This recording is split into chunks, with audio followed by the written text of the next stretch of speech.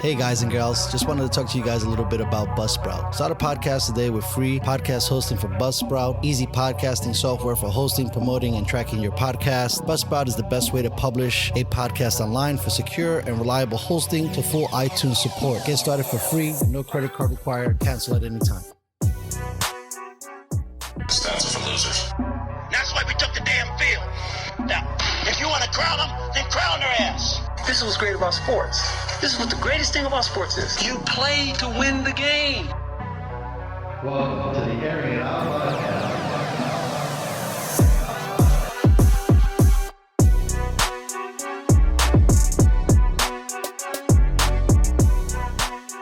Ladies and gentlemen, welcome back to the Airing It Out podcast. It's I, Dustin Marion, your host as always. Today I am super excited to have Doctor Sheila Young on the show to help us understand a little bit about COVID and how it affects us. Thanks for coming on the show, Dr. Young. How are you doing? I'm great. Thank you so much for having me on, Marion. For sure. Anytime. I was doing a lot of research and looking into things, but I really would like for our audience to get to know you a little bit more. Tell me whatever you want to tell me about yourself. I mean, your medical background, what you go to school. I mean, I remember when we met at the testing facility, and, shout out to Mr. Willie, who's trying to campaign over there. But I just was blown away with your passion and your knowledge. One of the other gentlemen who I'm good friends with, we still talk about it to this day.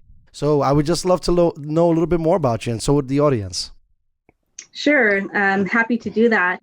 And I apologize. I said Marion, but it's Dustin Marion. Yeah, for sure. So just Don't worry for that about correction. It's okay. It's all good. So I'm originally from Oakland, California, from the Bay Area. And my mom is from the Philippines, and my father is originally from Texas, and he met her there when he was in the Merchant Marines. And so I'm one of those kids. I actually really had no interest in going to medical school or becoming a doctor.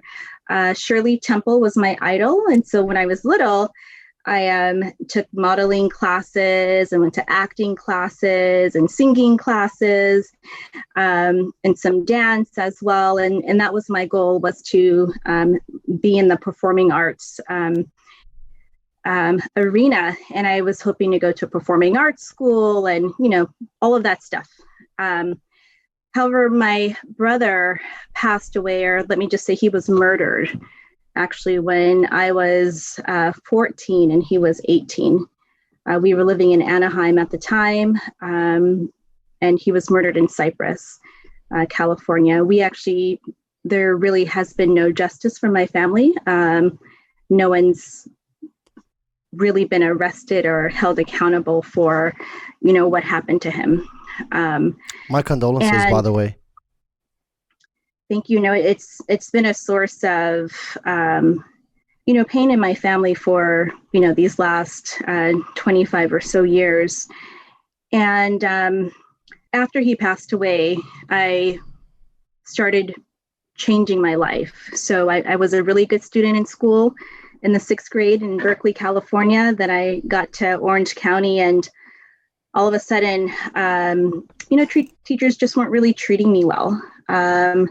Some were, but some would just give me bad grades for no reason, it seemed. And I really didn't understand that, because I received the Academic Achievement Award. I always loved learning. I always loved science and math. I just loved it all my life, but it wasn't my goal. And so I actually stopped going to school. And I ditched pretty much my whole 8th grade year. And, I was hanging out with different crews or going to the mall, and people that the school district couldn't call my mom because she ran up the phone calling the Philippines. And so we didn't have a phone. This was before cell phones. And so she never really knew. And I think I let her know just a couple months ago that I had done that. So after my brother died, it just really changed our life. I just remember I was running to the place where he was murdered. It was probably a 30-minute walk. I could probably get there in 10 minutes if I was running. And I just heard a voice inside me that said, stop, go back and take care of your mom and your little brother. My little brother was 3 at the time. And so I did. and I took care of her. Anything relating to the services for my brother, I took care of. I was there when, he was cremated at Cypress Forest Lawn. And after that, I cried every night, but I never let anyone see me cry, so I could be strong for my mom and my little brother. And then so I was getting all the paperwork again, so she didn't have to deal with it. And so I got the death certificate for my brother, and I read through it. And then I read that they spent 30 minutes working on him in the parking lot where he had run to across from the pool hall in Cypress. And they took him to a community hospital. So in Berkeley, California, I had an amazing teacher, Mr. Chris Barrera. Hi, Mr. Barrera, if you're out there. But he took us to Zellerbach Theater to see the Dance Theater of Harlem. He just really understood how to connect with different students, different students of color. And our class was mixed with everything in Berkeley. And he actually gave us a CPR class. And so I knew how to do CPR when I was 12. So here I am now at 14 reading this document, and I question, hey, why didn't they put pressure on his heart and take him to the hospital right away? Why did they take him to a community hospital? They don't do trauma in community hospitals. You're supposed to take them to a higher level hospital. So I knew this at 14. Had I not had that CPR class, maybe this wouldn't have happened. Maybe I would have just not known. But because I questioned, and it never let up. That questioning never left me. And still to this day, it's something that, I'm still fighting for. And I'll get into that in just a little bit. But then, I just really closed myself in my room after I took care of everything I had to do. And I just studied. I just poured myself into my studies. And all of a sudden, I was a straight A student again. But I was also in a different location. I was in North Long Beach, where teachers would listen. Okay, the class was rowdy sometimes, but I turned in my homework. I did my test. I did well. And during winter break, I was at the Lakewood Mall, and there was a stand up. And so I went over to the stand to see what it said, because it said Jordan, and that was the high school I went to. And that's where I met Miss Sabrina Arney. And she was the director of the AIMS program, which is called the Aspirations in Medical Services program at Long Beach Jordan High School. And she just asked me, so what do you want to be? And I said, I want to be a doctor. And she said, you need to be in my program. So how did I want to be a doctor? From reading his death certificate, I felt so angry that he wasn't taken care of in the way that he should have been, that I knew he should have been taken care of. I know that you don't work on someone for 30 minutes in the field with one penetrating heart wound. And again, at that time, I just knew something wasn't right. And when I was trying to figure out what to do with this grief and anger, I said, okay, God, I can go to school and become a lawyer and prosecute people who kill individuals, who take people who are loved away from their families. And I started saying and then I just saw an image of myself in an operating room. Everything was blue, drapes, gowns. Like I can still see it, the overhead lights shining down. And that's why I decided, okay, I see that. I'm going to become a physician. So when I met you last Saturday, when I said this doesn't let up, we were standing in a community, Compton, which was, it's just a few minutes away from my old high school. And in high school, when I asked everyone, where do I go to become a trauma surgeon? They said, you go to King Drew to become a trauma surgeon. And that was my goal. That's what I set my mind to. I worked really hard in high school. I went to Mills College for undergrad. Mills is going through some issues right now that we just learned about last week, but that's another topic.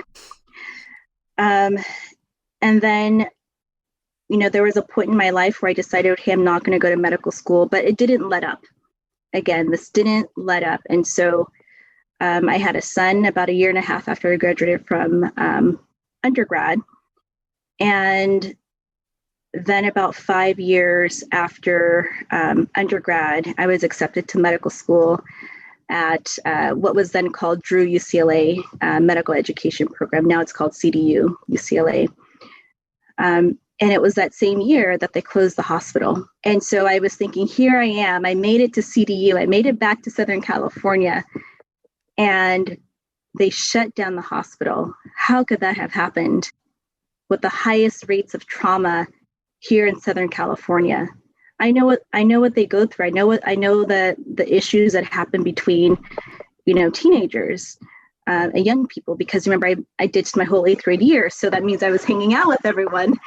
I was fortunate that I didn't really get in trouble. But I could have been. I know what happens. And so I do understand that there's so many factors, and these are not just bad kids. They're actually really good kids who don't have the support that they need to be able to thrive. Or teachers who yell at them or call them names, or they've been told so long that they're stupid or dumb or useless that they start to believe it. And then when you start to believe that, you don't care about your life. Your life is meaningless. And so people don't care about dying. And so, I was just, outraged. And I was like, okay, God, what do I do? And it was like, just finish school. All right. School wasn't easy. Medical school wasn't easy with the son. But I worked really hard. And I said, I worked really hard. I spent, 12, 14 hours a day studying, because that's how much work it is. It's just so much information. And it doesn't matter how smart you are. Everyone has to pretty much work hard. After my second year, I took some time off. I had another baby. I also traveled to Haiti after the earthquake, and I helped to set up a disaster relief hospital just a couple of days after the January 12th earthquake in 2010, which, the experience was one where I really just got to flourish. I guess just because of trauma that I've been through, I can operate in chaos pretty well, which is a good or bad thing. That's why I get along with firefighters. It's like you just know how to operate when everything is crazy around you. So as a medical student, I became the administrative director for that hospital during that disaster intervention time. I went back, stayed there for several months, and I just kept going back. And then finally, when my daughter was 16 months, I went back to med school, and then I graduated. I actually entered a family medicine residency program first because I just wanted to be done by this time. Then on my surgery rotation, they knew me, and they say, "Hey, what are you doing? You need to go back." And so then I switched residency programs, and I went to Cornell for surgery. And then I came back here, and I was fortunate to be able to work at CDU. And I'm actually working in a program that one of my classmates from med school helped us set up. And now I'm very, very passionate about helping young people, especially those who are first generation college students, individuals who might not have had all the resources, even if their family might have had, some income, they went to some college, but just didn't know how to navigate this field of medicine. It is a very elitist profession. Many of my classmates in medical school had parents who were either physicians, lawyers, professors. And so when you're already in that level it's a little bit easier for you to get the information you need. So we provide information that students need, assist them in really building themselves back up. Because oftentimes when you're an undergraduate student, there's really not a lot of support. I just spoke to a student a couple hours ago who may be coming on as one of my interns this summer, and she described it. You know, she changed her major from biology to something else at one of our prestigious University of California schools because she didn't have the support she needed. And so even students who work hard in high school, get knocked down. And, we're here to really help build them back up. And then ultimately, we need individuals who are in the sciences who can, be able to translate for their patients, what does all this information mean?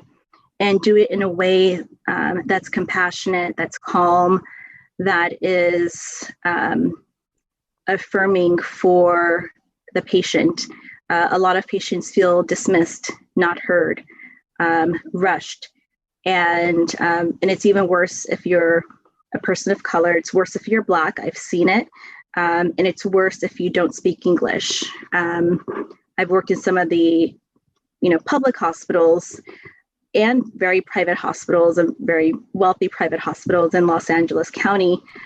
And throughout the board, if you're a person of color or someone who is a person of color who doesn't speak English, there's just a different level of care, and it's a poorer level of care. And that's wrong. It's morally and ethically wrong, but it's perpetrated by false beliefs, and those false beliefs are rooted in racism. Wow. What an amazing story. That is a phenomenal that you were able to turn things around from, 8th grade, potentially not even thinking about, hitting the books so hard. I'm originally from Bronx, New York. I don't know if we talked about it a little bit, but a lot of those stories and a lot of the things that you're telling me resonate with me as well, because I don't look it, but I am brown on the inside. And, I grew up with a lot of brown and Black people in the community. And I was really shocked when I went out with Mike and we went to the community, not only listening to you, but some of the things that he did on this platform. And in New York, I'm not going to say whether you're rich or poor, you don't kind of get the same kind of treatment. But I was shocked that in Compton, there's not a hospital within that area to get people that, whether it's a gunshot wound or sickness or anything, that you have to take a cab because most people can't afford an ambulance, or, you get rerouted and people are dying within the ambulances getting rerouted to other hospitals. I mean, this seems like a story that should be covered more, and it's not. I was floored, and it's hard not to be emotionally attached because I am part of that community. And like I said, in New York City, it was a little different because in New York, I'm not going to say you got better treatment, but there were hospitals in the inner city. Not so much in Southern California, not so much in Central California, and especially in the more poorer neighborhoods. This is ridiculous and so unfair. It completely is. And I just want to debunk one myth just really quickly out of the gate. And individuals say, well, they're poor, they can't afford it, or they don't pay taxes, so we shouldn't, invest resources. That is a complete lie. People spend more money on their taxes because they don't qualify for all the tax breaks. Okay. There are many corporations in Compton that get tax breaks, but the people living there pay higher taxes. Just look at the taxes that are listed. There's a map of LA County, and you'll see the closer you get to South Central, the taxes increase. Not only that, that's income tax, but sales tax is also higher. And then food is also higher. I was just surprised. I usually don't go to McDonald's often, but sometimes, the kids want to go, and I grew up with McDonald's and, Ronald McDonald. And so we'll go and get a Happy Meal.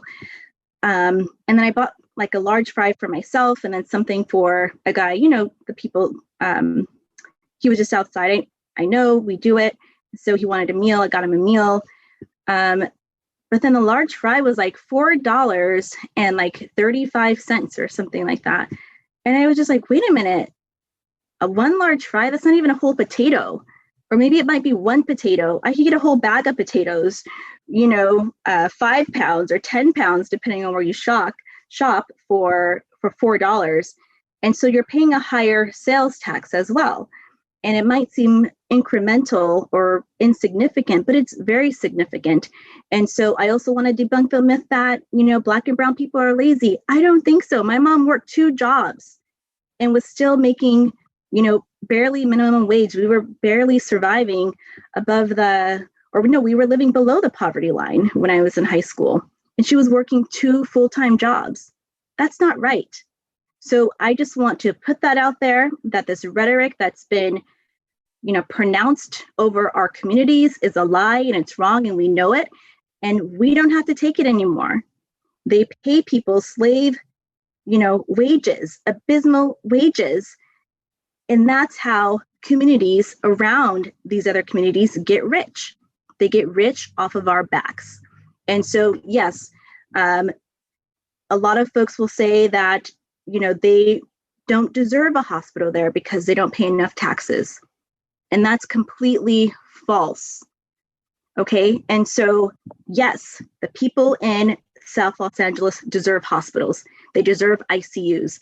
There were only about 53 ICUs to serve a population of 1.6 million people pre-pandemic.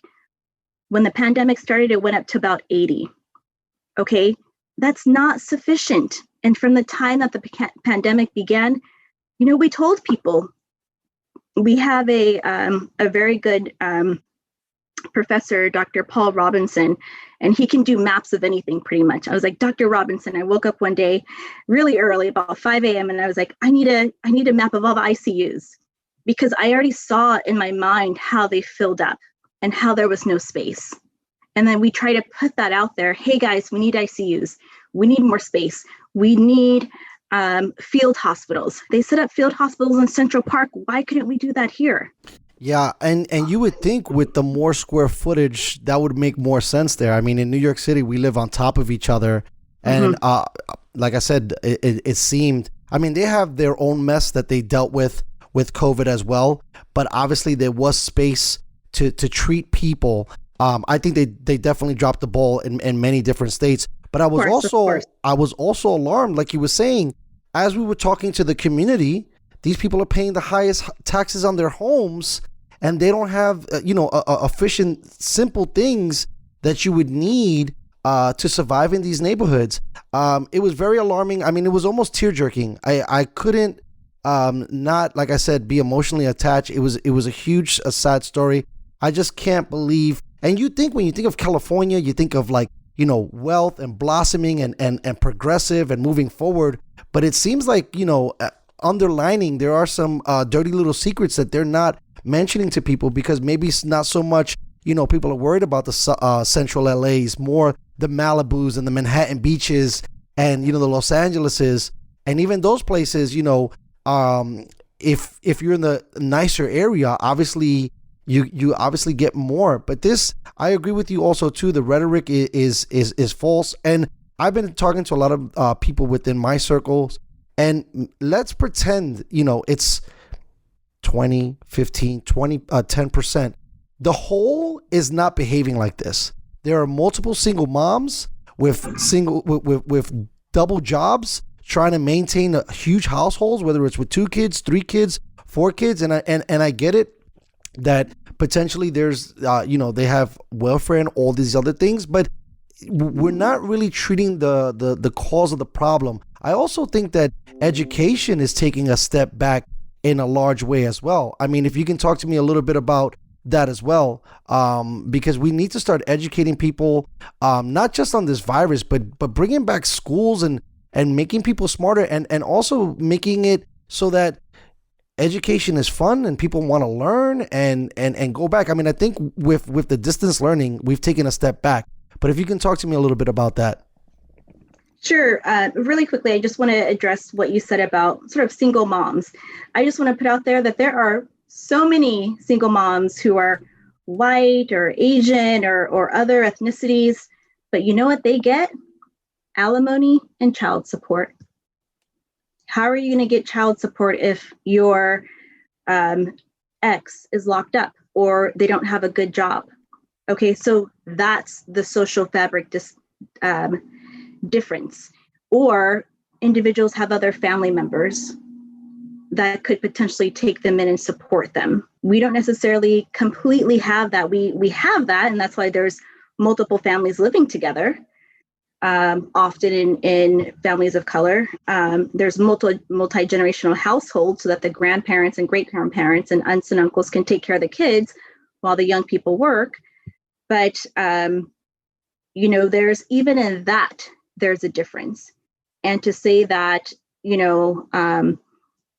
that there are more Black moms on welfare or something like that, that's not true. I mean, of course, a higher number of white moms who are single actually take, use the services as well, but they're not treated poorly. They're not treated as disgraced. But it's like if a person who is poor needs something, they are treated, sort of like with a sense of disgust. You know what I mean? Yeah, it's almost like they have leprosy or something. Yeah, and it's wrong. It's morally and ethically wrong. And what it essentially says is, I don't want to give you this because you don't deserve this because I really don't care about you. That's what it says. It has nothing to do with that person. It has to do with the person who's putting that on them. So you asked about education. Yes, education is so, so important, but it's not enough. It's not enough. And it's not always the right type of education. I did graduate from medical school. I have $345,000 in student loans. I can't get a mortgage. Okay, because, it's too much of a loan that I already have. You see what I mean? So no, I understand. You can, pre-medical school, I had a mortgage and I had a house and then the bubble happened. But regardless of that, it's like you go to school, but there's so much student debt, and yes, there are programs. I actually received a lot of scholarships, but then the interest rates on loans, 6.8%, so during residency, during my training, my student loans increased by almost $100,000. And then that's not that much time, it capitalizes. And so, when you look at who takes out student loans for medical school, they're mostly brown and, the highest percent of student loans, brown and Black people. And so with these student loans, even now I'm thinking, wow, I really can't keep this job because I can't, pay my bills and pay my loans. You know what I mean? And so then what happens is a lot of physicians of color will work for a Kaiser that'll pay off their student loans and give them $10,000 and give them a down payment on their house. And give them a salary that's 3 or 4 times more. And they have to sign a 10-year contract. So, you get hooked into that in that contract system. And then we have the people who are passionate about serving the underserved who want to come out can't necessarily because of those financial reasons.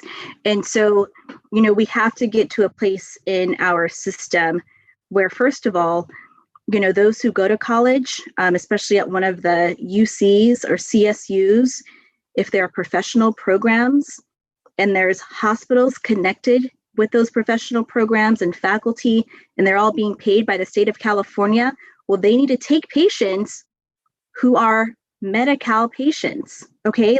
And they have to recruit people who actually care about, everyone. I'm happy treating someone who is a prince or a princess, and yes, they still exist. When I was, of course, in New York, everybody comes there. And so you don't know who you're going to get in front of you. And so You can have, movie stars and producers and a lot of other people. And we get that, at the hospitals here in LA as well. And you treat everybody with respect, but then you don't go and gloat over certain people and then despise others. But that's what our system is, and that's our human nature. And so, yes, study hard. Yes, stay in school, but you've also got to learn your street smarts. You've got to know how to, manage money, look at money, and then we as a society need to figure out how to decrease the burden of student loans on our students. There should not be presidents of colleges making over $1.5 million a year or $2 million. They're a quote unquote nonprofit. You know what I mean? And so we've got to lower the tuition rates.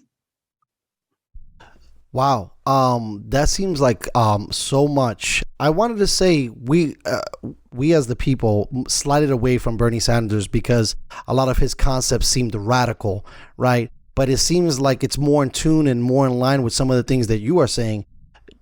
Do we believe that we'll ever get to a place where this actually might matter? And what I mean by matter to the people who are in charge to make changes, because it seems like business as usual. I mean, it's alarming during one of the worst pandemics in the world.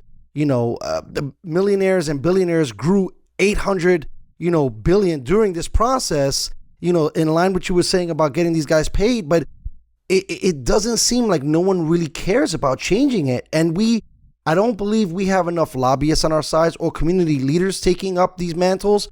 I was shocked to find out that the mayor of Compton now is in some trouble from allocating funds in some dicey ways.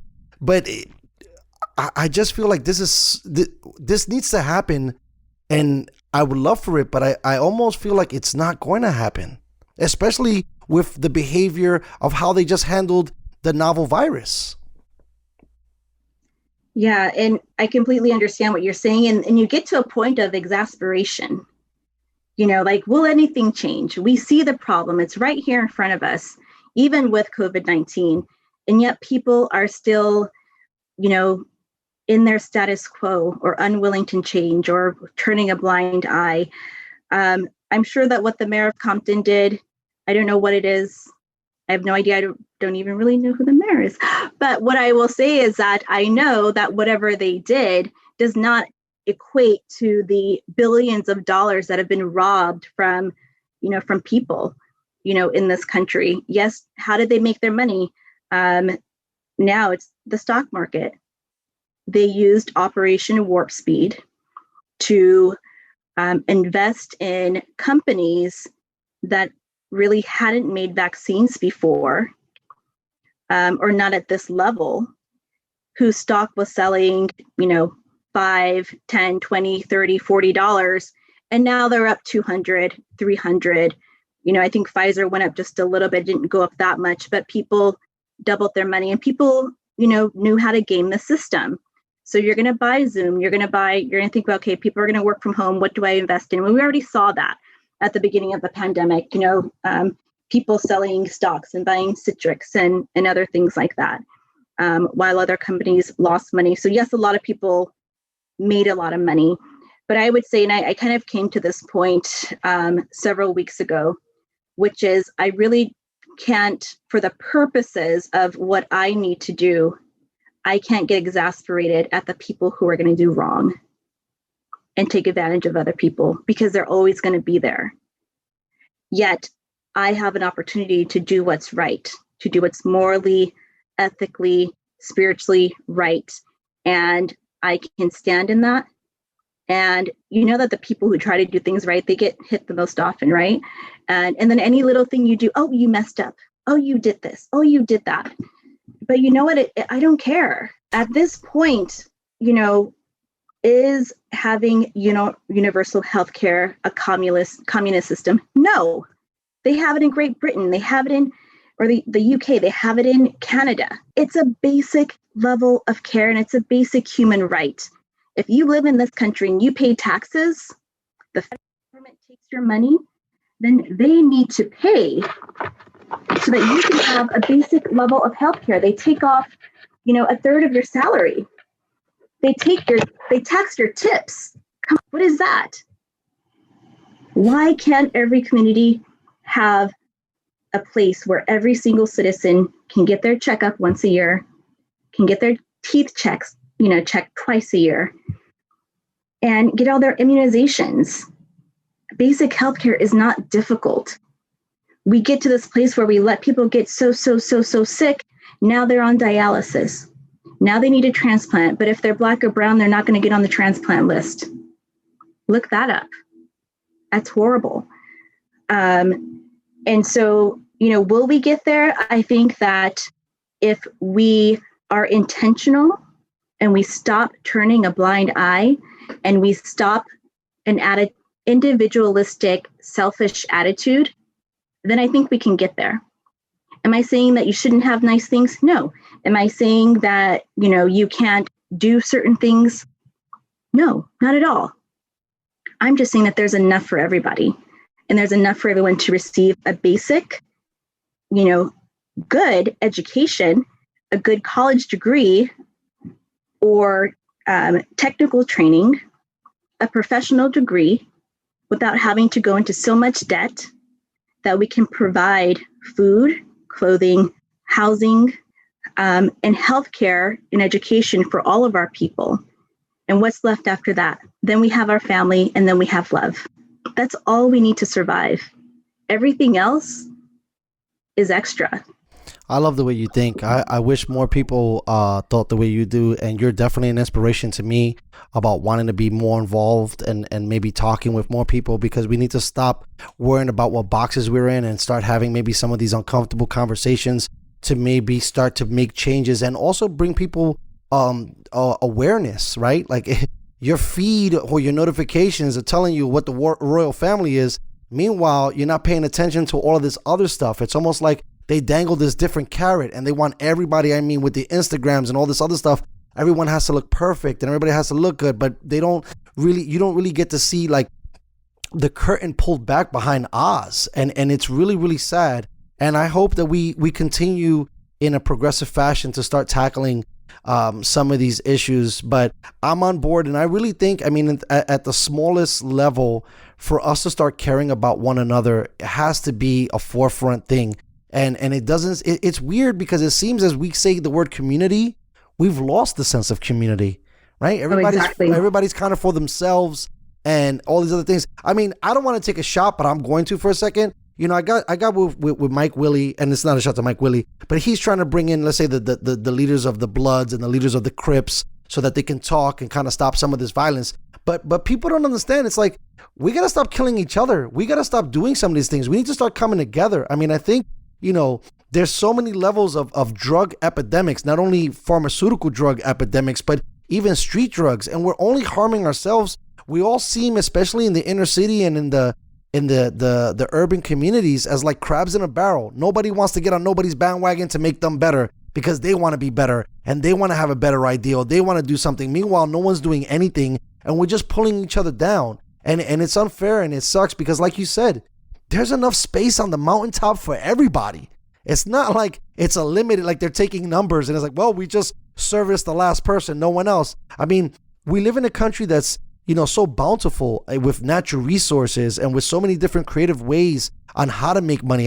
If social media has taught us anything, is that we could pretty much do anything we think of. There's so many different ways of engineering products and goods and services, and no one is doing it. The only reason why I brought up education before is because, like you said, some of these kids are disenfranchised and they drop out of high school. That's not going to help. That's not going to lift the community up from the ground, right? We just can't have a bunch of people who have no high school diplomas, and maybe the paper doesn't mean anything, but with education, you learn more and you thrive knowledge, and you want to see things better and you open your mind. But I think, some people just think that it's the status quo and there's nothing we can do to change it. And I think that message is the bad message. There's nothing we could do to change it, but we can. When I seen, some of the protests for BLM, I was like, man, if everybody just got on the same page, this would start to change. The problem is they have us in sections, right? You got one section over here yelling about one thing. You have another section over here yelling about another thing. But at the end of the day, we just want to be treated as humans. The problem is how we're valuing life. One life is not better than the other. When I was younger, I always used to make a joke. I was like, we're all red. You know why we're all red? Because we have blood. That's it. It's human, it's tissue, it's bones. I don't know why you guys are worried about the pigmentation of your skin. There's so many other things. I mean, we're men and women. I mean, now there's other classifications. You know, you have trans is starting to make some recognition for themselves, but we're just people who want to be noticed. And it's just really, really terrible on whether it's a Republican message or a Democratic message that keeps us like submerged and just makes everybody feel like there's no way to do things and there's nothing to be done. You're just collect your check. I mean, I even think I have this conversation more so with a lot of my friends too. Why are we not promoting more business owners instead of employees? Why are we not, promoting people to look outside the box? Why does everything have to be so traditional? Now if a kid wants to say he wants to be a YouTube creator, right? They shun him. Oh, that's a terrible thing. You need to only be a doctor or a lawyer. Like that's the only outlet that we have. And it's not fair. And I always call to task some of our other community leaders who don't think that they're community leaders, because something that burns me a little bit is when I see celebrities saying, or celebrity athletes specifically, I'm not a role model. BS, you totally are. Someone is looking at you and trying to copy the same kind of success you have. You are, whether you wanted to be one or not, I'm sorry, you have to be. We have to start pulling it out. And when you make it, it's almost your responsibility to go back. You have to help. You have to put more money. I mean, to be honest with you, I think if you had 10 mil, you're kind of good, right? Like, how many more millions do you need, right? Like, we need to start, like, I don't know how much the life, is 30 mil okay, 40? Whenever you pick the number, okay, pick it, and then start going back. I mean, now, it's funny that we're going to start to live in a space, potentially, that a millionaire is going to be considered potentially a poor person, and a billionaire, now that's the guy. Now that's the new thing you want to reach. And that's now how I'm going to I got to define myself by the numbers in my bank account, which is unreal when what you were saying earlier, how unfair is it that someone that truly wants to help, you get burned for it, right? I went to school, I studied this, I got all this debt, but I can't get a great job just servicing the community. I can't make these bigger dollars servicing the community while, it's got to be less than 10% of the nation that controls all the money in this country. And that's absurd and ridiculous. And that's why, like I said, I think I heard you, and I was in a Clubhouse chat the other day. Shout out, I've been talking about her all day, MacGyver. We need to start talking more to the kids. Every time I get in a room with a kid, I ask them, forget about the traditional ways of thinking. What do you like, buddy? You like video games? Hey, have you ever thought about being a programmer? Hey, you like to draw? You like art? Why don't we? But in the poor communities, what are the first things to go? All the extracurricular. I went to a high school. They didn't have a football team. They didn't have a football field, but they had a football team, right? So how are these guys supposed to play and get better? But we take away all those things. We take away the arts services. I think I heard a story. This young lady was saying that in her school in Brooklyn, they took away. I don't even know why they were doing this, but they took away the photo club because they didn't want to allocate funds to this. Like, this is absurd that they do these kind of things, and I hate them when you say us and it sounds like we're whining and crying, but these are the facts, okay? More money is being spent elsewhere. It's not being spent where we're supposed to be. And to chime in what you were saying earlier, the moment a gentleman like Bernie Sanders says, oh, well, let's, give a student debt forgiveness. Let's put more money in education. Let's, do universal health care. They're like, oh my God, this guy's a socialist. He's a Marxist. He's going to ruin the world. This is going to be terrible. And again, people don't even understand every, profitable or well-ran country uses components of socialism. It should be okay that everybody could get basic levels of health, basic levels of dentistry, basic levels of education. But it doesn't seem, like I said, the higher ups are concerned or worried about all of this because their kids are good, right? Those communities are fine. They're not worried. Their brothers, sisters, cousins, aunts, and uncles are not getting shot and getting triaged in a parking lot, right? They don't even deal with that kind of stuff, right? And it's almost like this, everybody likes to call it, the boys club, but that's BS because there's a girl club too. And they teach their kids how to get better and they give them the tools and they never get into that stuff. Do you think it's cheap to go to Malibu for rehab? It's very expensive. Guess how many celebrities have paid for their kids quietly to go there? But if my brother, my sister, my cousin has problems with drugs, we're not going to get those kind of services or that kind of help. Even mental issues or mental problems in this country is another problem. But accordingly, from what I learned, Ronald Reagan decided to close them all and put everybody in the streets. Now we got homeless running rampant. And that's another dirty secret about America. Everybody talks about immigration and pro-choice. What about the homeless? What are they getting? Yeah. Do we even have anybody looking at this? So that's when I said, it's so multifaceted and there's so much to look at. But if you're paying taxes, you should have some basic levels of healthcare, of education, and we're just not there. And I'm watching, Joey do his thing, but it doesn't seem like the Democrats care either. It's this. I think they're making some moves, and I'm not just saying this. I consider myself independent, not paying any registration fees to belong to any club. Me too. However, one of the things like you're saying that people have, I want you to also realize that people take from our communities. One of the things that we've been fighting is the misallocation of vaccines for South LA. When you went down, and still actually in many places, and see the vaccine sites that are to help the brown and black community, who's in line?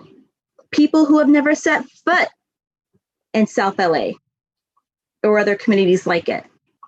So that's what we're fighting against. And yes, I was at a vaccination site and we had an internal list that we made for people from the community.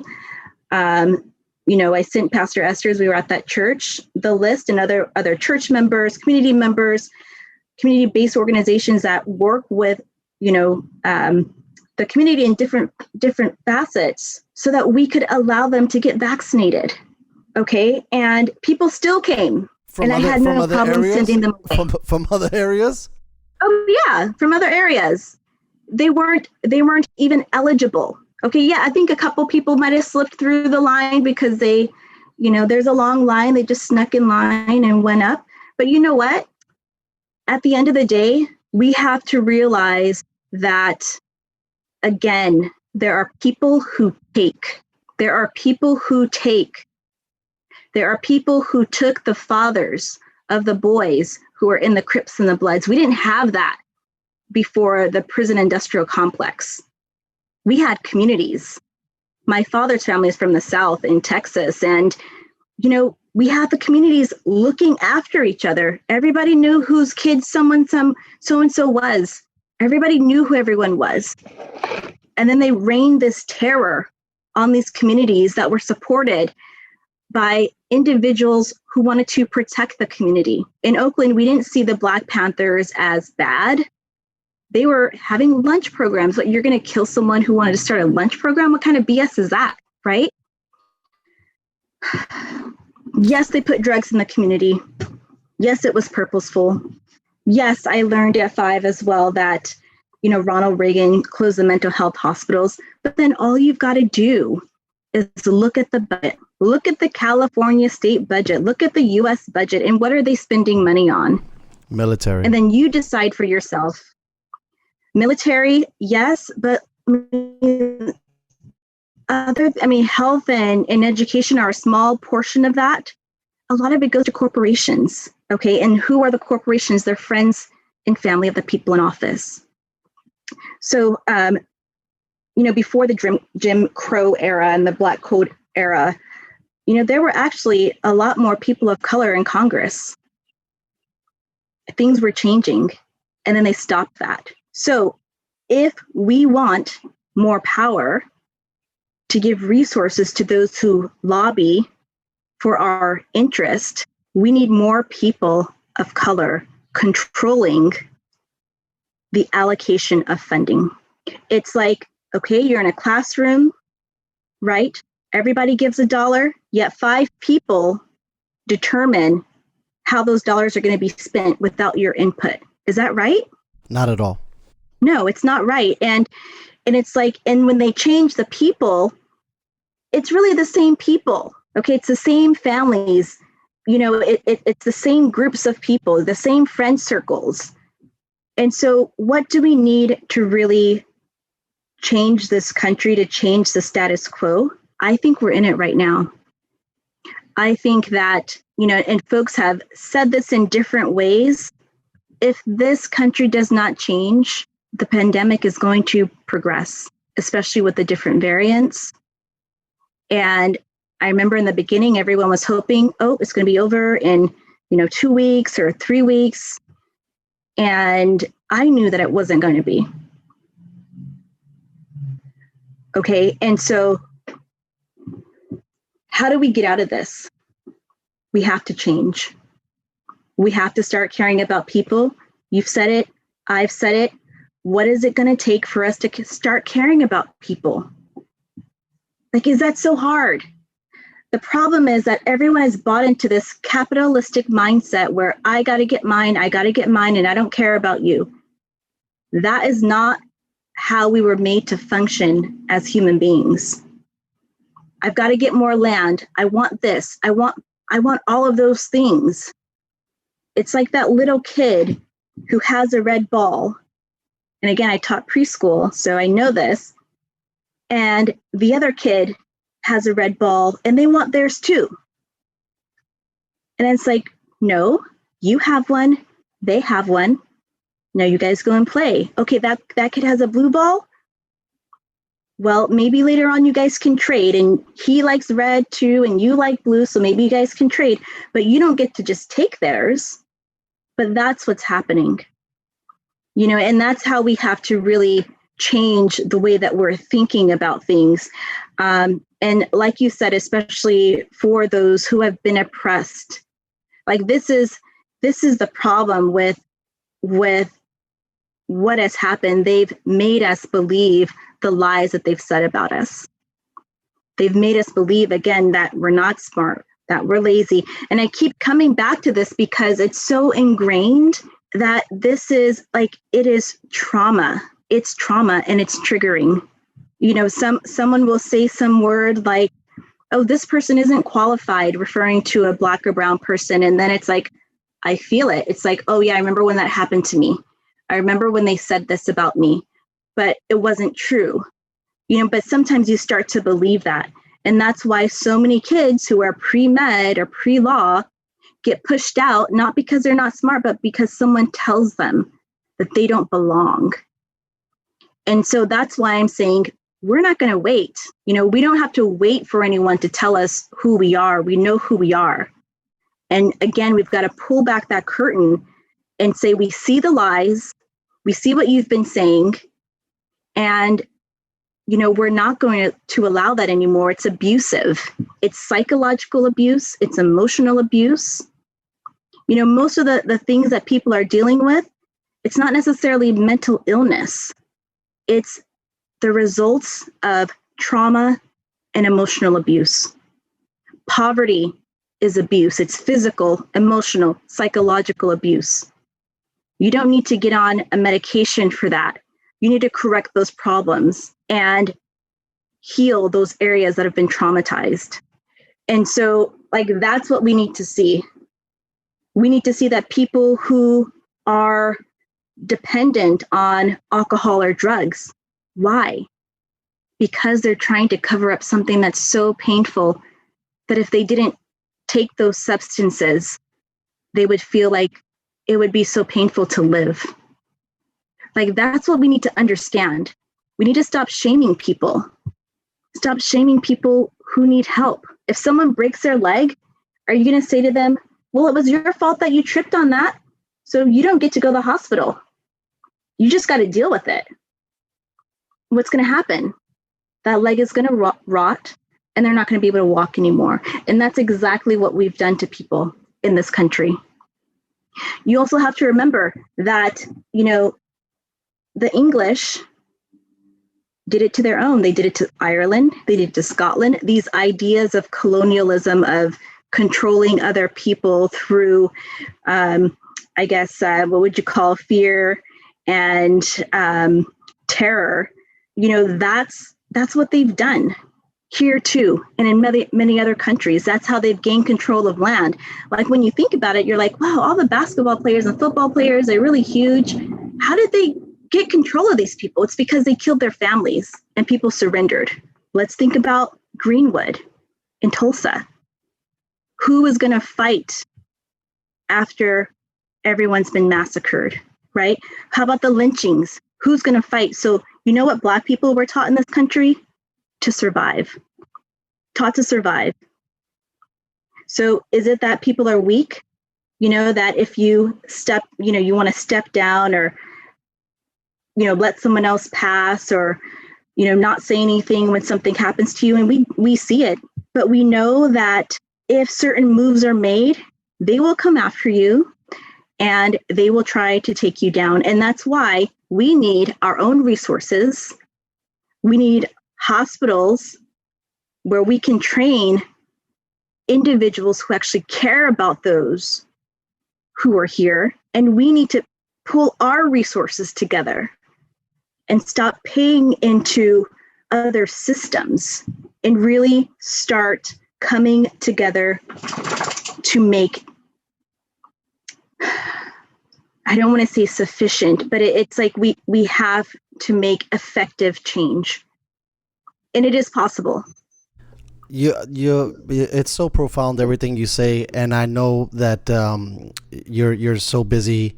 I want to switch lanes, but I don't want to not say that everything you're saying is something that needs to be discussed more. I'm so excited that I've met you and we have somebody like you in the community helping and teaching and showing that there are different ways to execute and to change. And it's very sad that a lot of these people had to go through these horrible experiences and it just knocked the air out of them, where you don't even want to stand up now. And now you've been choked into submission, right? Exactly. And that's where we're at now, right? That's exactly what it is. And, you know, you can go back to some of the stuff in the early stuff, but to me, the one that resonates with me the most, they murdered the Black Panther community. They murdered Dr. King. They murdered Malcolm X. And then they had some white boys that were interested. They took Robert Kennedy and John Kennedy down.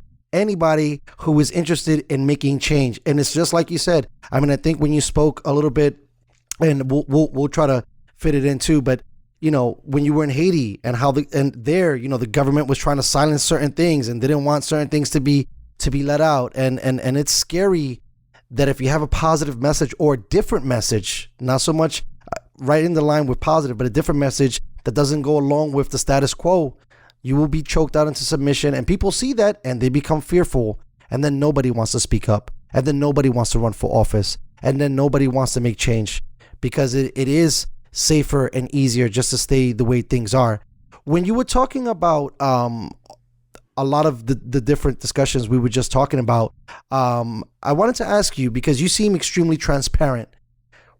Us as the people, how much transparency should we have expected with COVID during this time? We needed full transparency. And I am completely disgusted that we weren't provided the information that we needed. And we're still not being provided the information that we needed. Yes, I went on PubMed. Yes, I went back. I looked at the first SARS epidemic.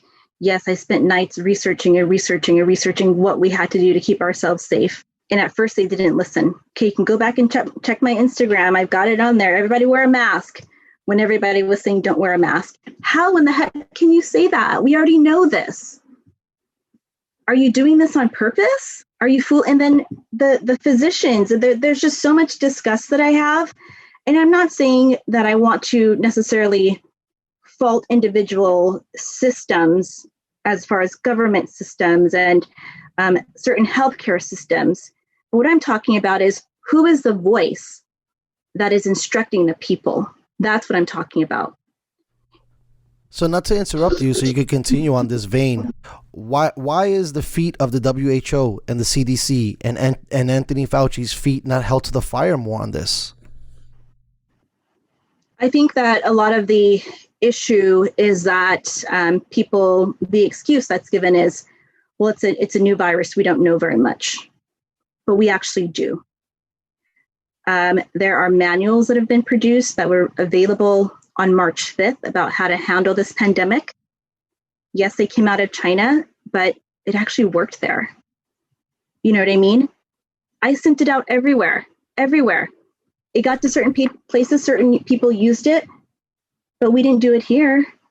And it's weird because you've seen Donald Trump at press conferences saying that there wasn't transparency from China. If you're saying that there was literature and stuff, obviously we were getting information from them.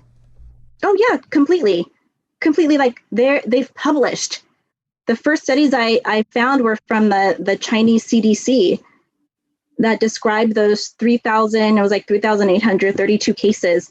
And then I was able to look through and see, okay, what percentage were kids? Then who were the people who are most at risk of dying? So you're got me so revved up that I'm like That's what I do. stumbling on my words. That's what I do. I'm sorry. And so then I saw that and I was like, who is dying here? And what's the common denominator? The common denominator was a suppressed immune system. So then you go back in your pathophysiology and then you think, who has a suppressed immune system? Diabetes, pregnancy, cancer, anyone who had a transplant, someone who is taking medication for autoimmune diseases that suppresses your immune system, people who are depressed, like chronically, stress, lack of sleep. So I was on town halls, and this is where I met, the amazing Assembly member, Mike Gibson. He has a heart for doing good. And when he says he's going to do something, he does it. And I truly appreciate him and his staff. But I was on a town hall with some of the different mayors from South LA. And I was like, these are the people who are most at risk. If we want to protect ourselves, wear a mask. I know that the CDC are saying not to. I don't know why they're saying that. It doesn't make any scientific sense at all. And many physicians have said this, but this is what you need to do. And you need to wear an N95 mask, and you need to wear or a surgical mask. I think at the very, very beginning, because there was a shortage for the healthcare professionals, I recommended wearing a cloth mask, but treating it with something that has antiviral properties, such as essential oils like clove, lemon. And folks think, oh, well, is that some sort of, alternative medicine? No, there's scientific literature on this. Think about a piece of fruit. What's on the outside of the fruit? The skin. How does that skin taste? Bitter. Why is it bitter? To prevent worms and different things from getting into that fruit. So we already have things that are natural that can prevent this from, becoming the way that it was.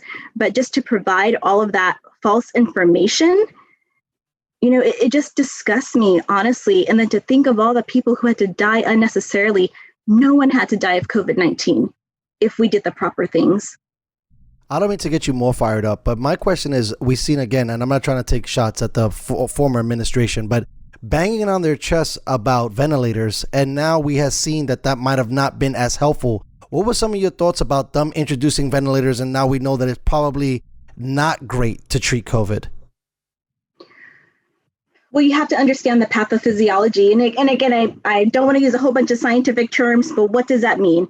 It means, how does something work naturally? Okay, that's the physiology part. And then the patho part is, what's bad about it? So, someone's a pathological liar, so they're a bad liar. And so how does this work? So when you start doing the research, when you start reading the cases of people and seeing how people have responded, yes, you can be on a ventilator, but you have to do something that's called, it's like an ARDS protocol. So that is acute respiratory distress syndrome protocol. And a lot of places don't necessarily use it, but we use it in trauma surgery. And so it's, lower levels of oxygen, lower levels of pressure of air going into the lungs. You just want to, help a little bit, keeping the lungs open. And then you don't want to give too much oxygen and then have, someone, essentially when you give too much oxygen, oxygen is like a, how would you say it? It's like a toxin to the body. It's like almost adding it to the fire. It blows the fire harder. Yeah, exactly. And so, and it does damage to your blood vessels and different things like that. And so one of the problems is that people didn't know how to manage the vents. That is the issue. It's not the vents themselves. It's the management of the vents. And so people were just putting people on, and yeah, they were dying. But then the other problem is that they had people wait so long, to get the care that they needed. A lot of people would have survived if we would have just given them oxygen, kept them hydrated, allowed them to rest, and then did things that would help to boost their immune system while they were, with COVID, and also giving them antivirals. Yes, we can also look at, the antiviral drugs that we've used for other disease processes. But also, again, I just go back to what do we have that's already available, and how can we use that? So yes, there are medications that are, Chinese herbs and supplements.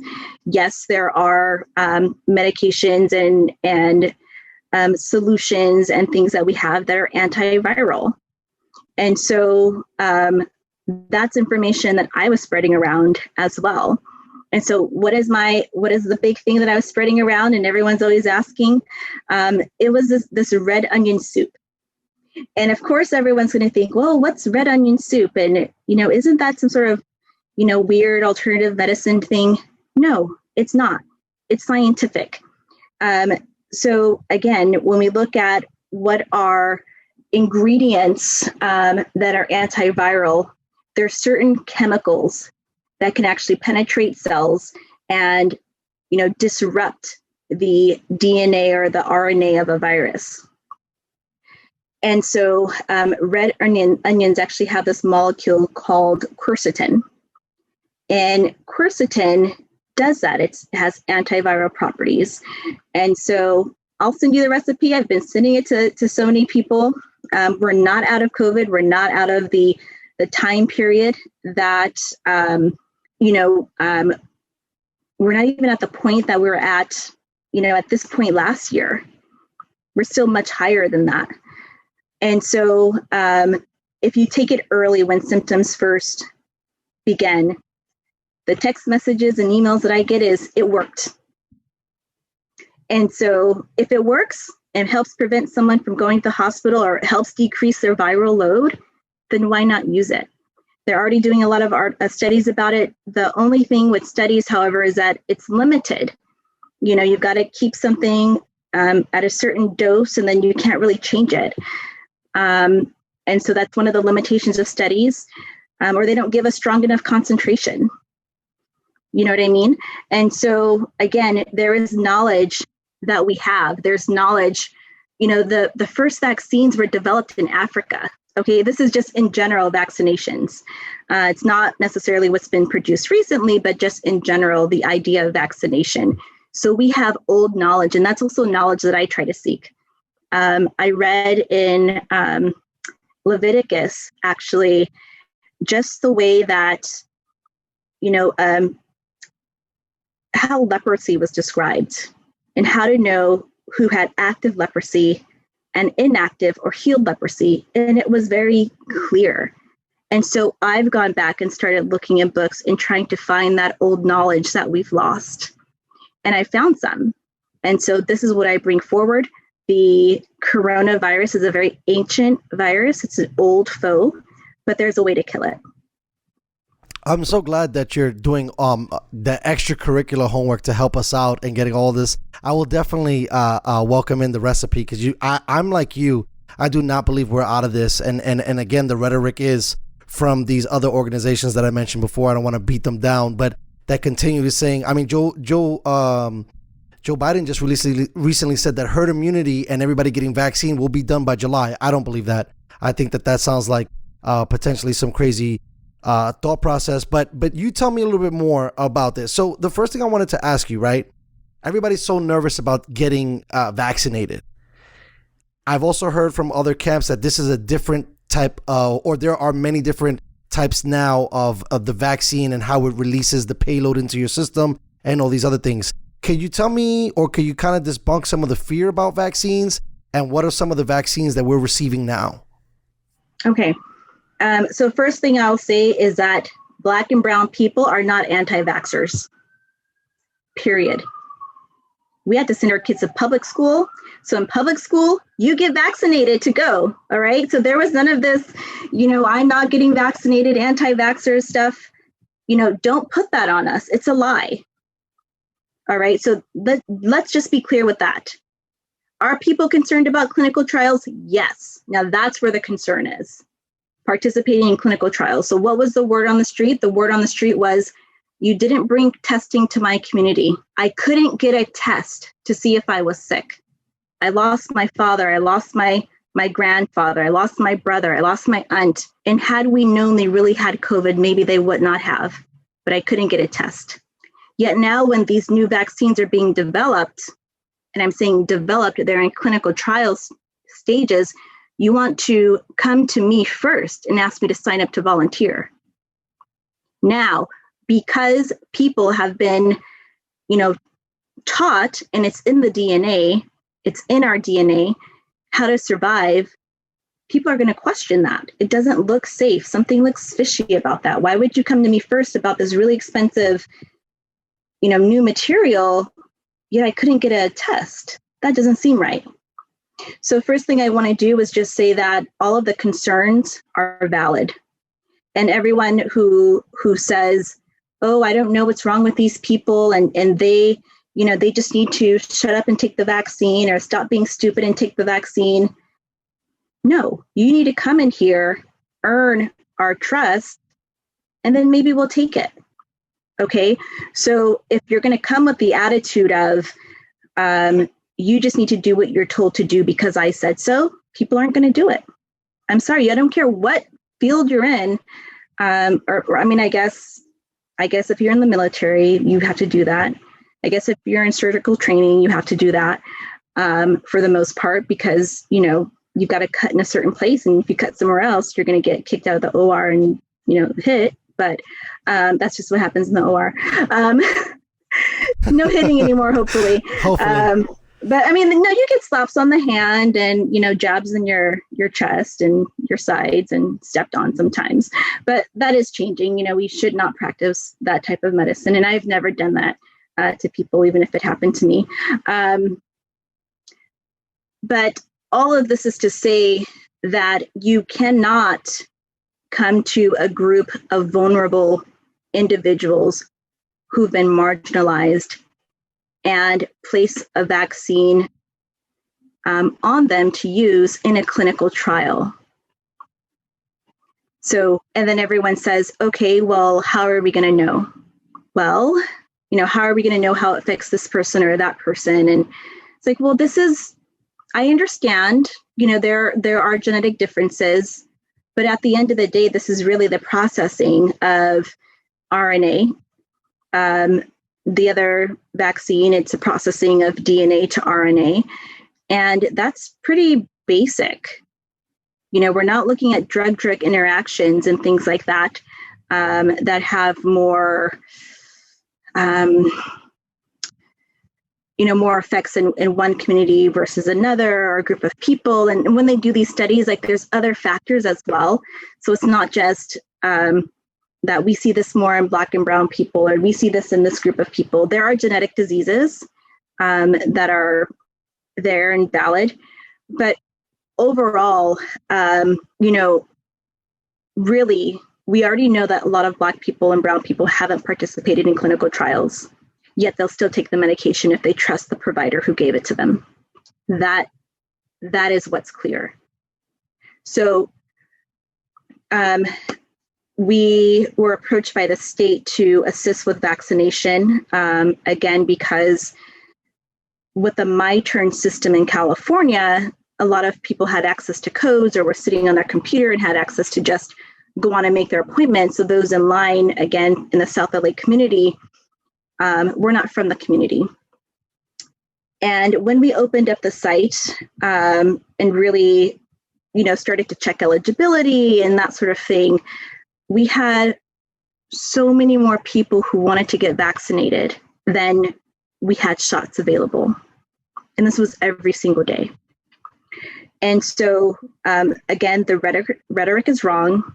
I knew that because I know different groups of people. I'm also fluent in Spanish.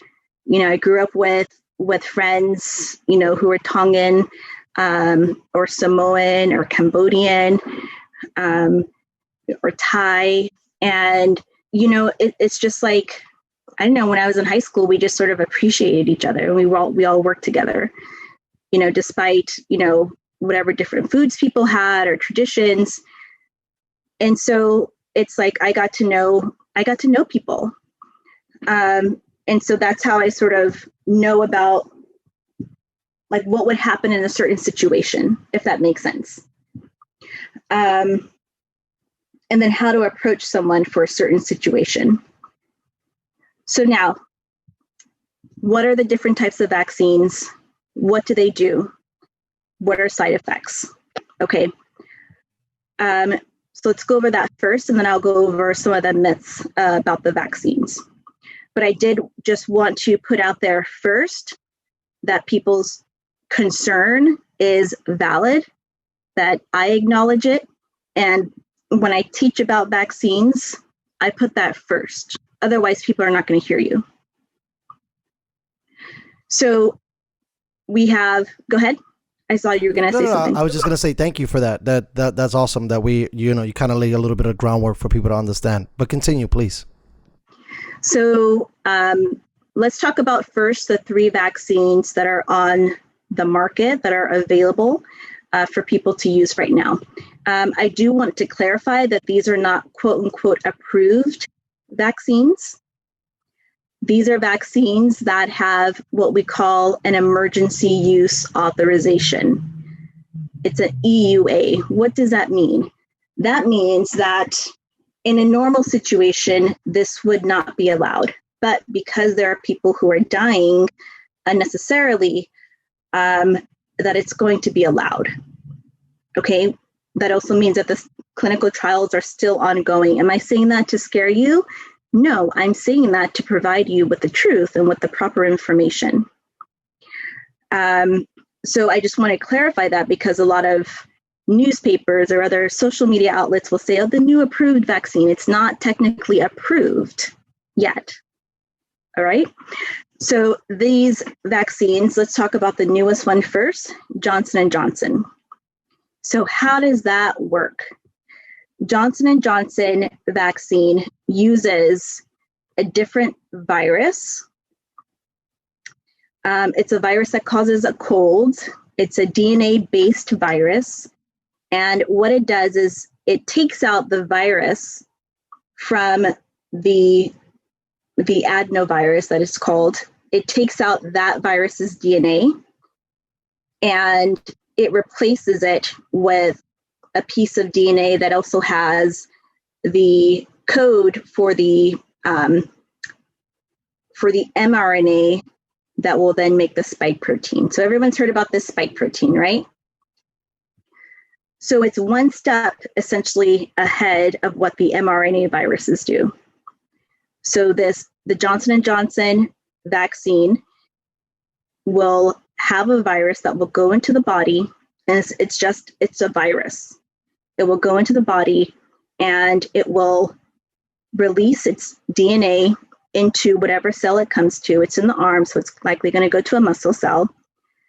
And then that muscle cells will have the DNA from that virus go into its nucleus. And from its nucleus, it will get what we call transcribed. So it's like you're copying something, you have a newspaper in front of you, and you're writing it down on another piece of paper. That's transcribed. And then when it's transcribed, that copy is called RNA or messenger RNA. So then that messenger RNA then gets translated. It gets turned into another language. That language is amino acids. Those amino acids come together to make proteins. Everything, your skin, any sort of structure in your body is made out of proteins. And then that protein goes up to the top of the cell, and then you get that spike protein at the top. So what does that spike protein do? It will activate your immune system to make cells, immune cells. One of them is called a cytotoxic T cell, to come and tag that cell for destruction. And then it will also bring cells that will learn to recognize that spike protein and make antibodies to it. So from the point of the mRNA on, all of them are the same, pretty much. The Johnson & Johnson just starts one step before that in that process. So is this effective? Kind of effective. The problem is that the virus mutates, which we've seen. We don't have a vaccine for HIV for this very reason. The virus mutates. It mutates so quickly that once you're in the development stage of a vaccine, it's already mutated and it's not going to be effective. That's why we have antivirals. That's why we have medication that will stop that virus from getting into the cell, or stop that virus from, and this is particularly for the HIV virus, from entering, into the host cell DNA. Okay, then we have antivirals that will stop that virus, even if it does get in, it gets in the DNA, from replicating. Or then we have some antivirals that will stop it from getting out. So there's multiple points where we're stopping that viral, that we're essentially killing the virus, because if they can't reproduce, then it's pretty much dead, right? And so these are strategies that we can work on for the SARS-CoV-2 virus, which causes COVID-19. So SARS, severe acute respiratory syndrome, and then it's CoV because it's coronavirus, and then 19 was for the 2019 where it was discovered. So I just like to say that, just so we always clear it up.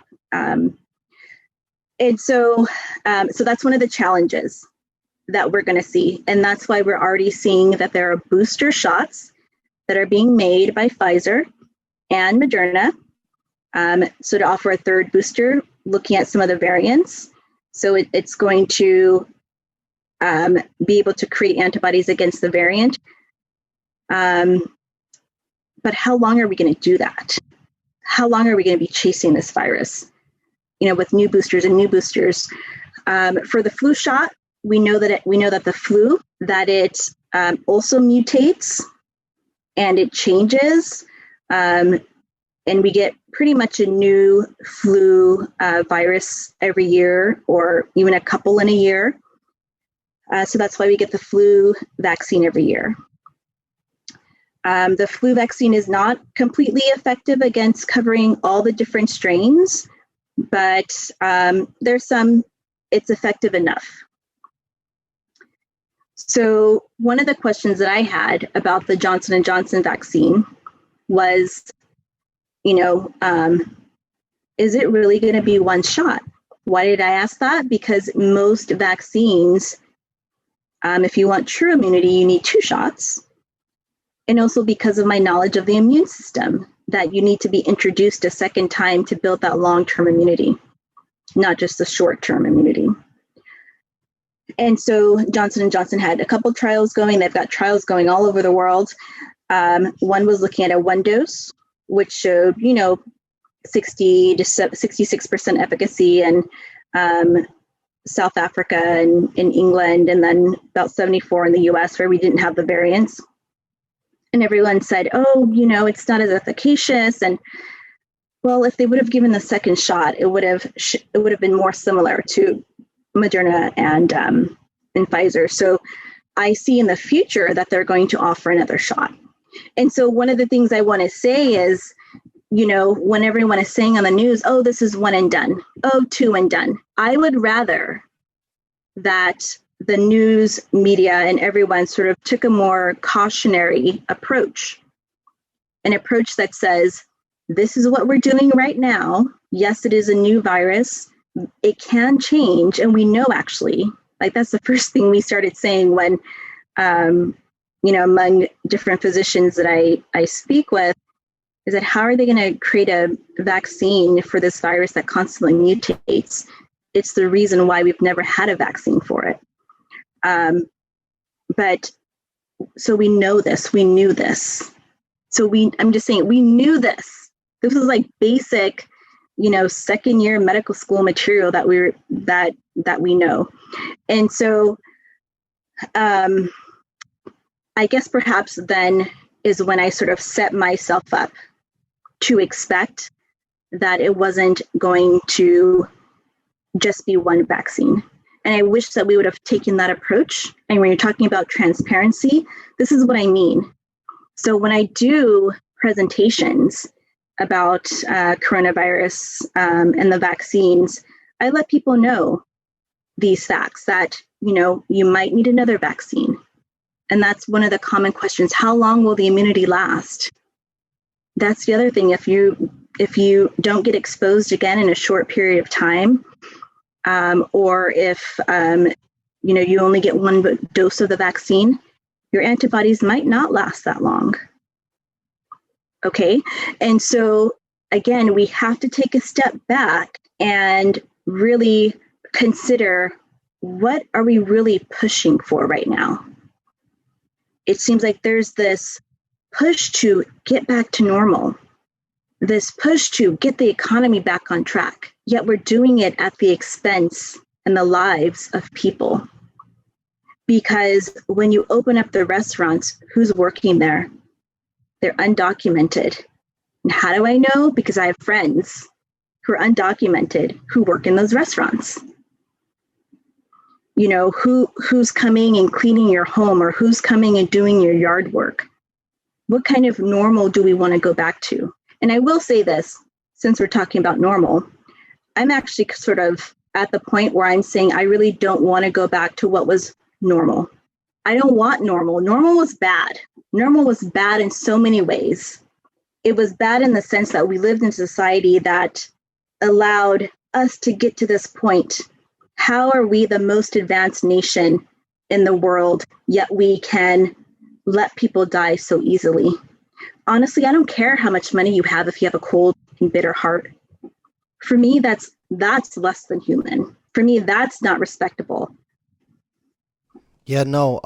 Like I said, it's just an amazing. Thank you so much for unpacking that, because there are so many things that people don't know about the virus, and it's insane that seems to be, everybody wants to get like punchlines back to normal, but obviously we've seen that normal wasn't working, and it obviously exposed a lot of stuff that they were covering up, because especially in the medical field, we didn't know how bad things were, especially in some of these poor neighborhoods. And when you were talking about the availability of ICUs and some of this other stuff, it's just insane. I wanted to ask you, you said that it's a foe that we've known from before. A lot of people take all this rhetoric that it was either made or it was by accident created in a wet market somewhere in Asia, or it was biologically released in a crowd. Can you also kind of debunk a little bit of that for us too? Because obviously, if you're saying SARS has been around for a while, I think I seen one of the videos that you were with, and you were basically saying that that's the problem. We're not seeing it, or we're not approaching it as SARS. Yeah. So essentially, this virus, when I say it's been along for a while, it is the coronavirus. The coronavirus that causes the common cold. What is the SARS portion of that? It's a variant, or a subgroup is what they call it. It's subgroup D specifically of the coronaviruses. Oh, is it B or D? I might have mixed that up. It's one of, I promise you, I poured through many articles, but I believe it's subgroup D. If not, then I'm corrected. However, this is a type of coronavirus that is worse. It attacks organs. So again, that's something that we knew from the first SARS epidemic that occurred. So you just had to go back to that literature 10 years ago and see, like, how did they approach it? What did they do? What worked? What didn't work? And so in that sense, we've got to look at what does the virus normally do? And then what does the subgroups do? Or what do the subgroups do? It's also one of the reasons why, for example, doing a nose or throat swab might not necessarily pick up someone who is positive. Okay, saliva might do a little bit better. But if you're just getting cells around, the virus goes to different places in the body. And so we might miss it. To be 100% sure, we'd have to do blood tests for it. and they're even in the hospital, they're mostly just using the nasal pharyngeal. I don't mean to interrupt you, but why are they not taking more blood samples if it's 100% or close to more accurate versus getting swabs and I call it the toothbrush up your nose or the, you know, because that thing is, I took one, so it was an interesting experience. But is it lack of resources? If we're trying to really find out who's positive or not, because you constantly hear false positive and false negative, shouldn't we kind of like dial where we know or we don't know? Well, we have to be able to do it on a mass scale. And so that's one of the reasons, although we are doing vaccinations on a mass scale, that's another challenge. But I mean, getting your blood drawn is, it requires a different skill set. You need a phlebotomist, and we don't have that many of those. And so it's also when you're out in the community and you're doing this type of testing, then finding a method that is not painful, that is easier to do, or someone can do it, or you can do it yourself. So at our testing site, we had folks who did it themselves. It was a mouth swab, or they could choose to do a nasal swab themselves if they wanted to.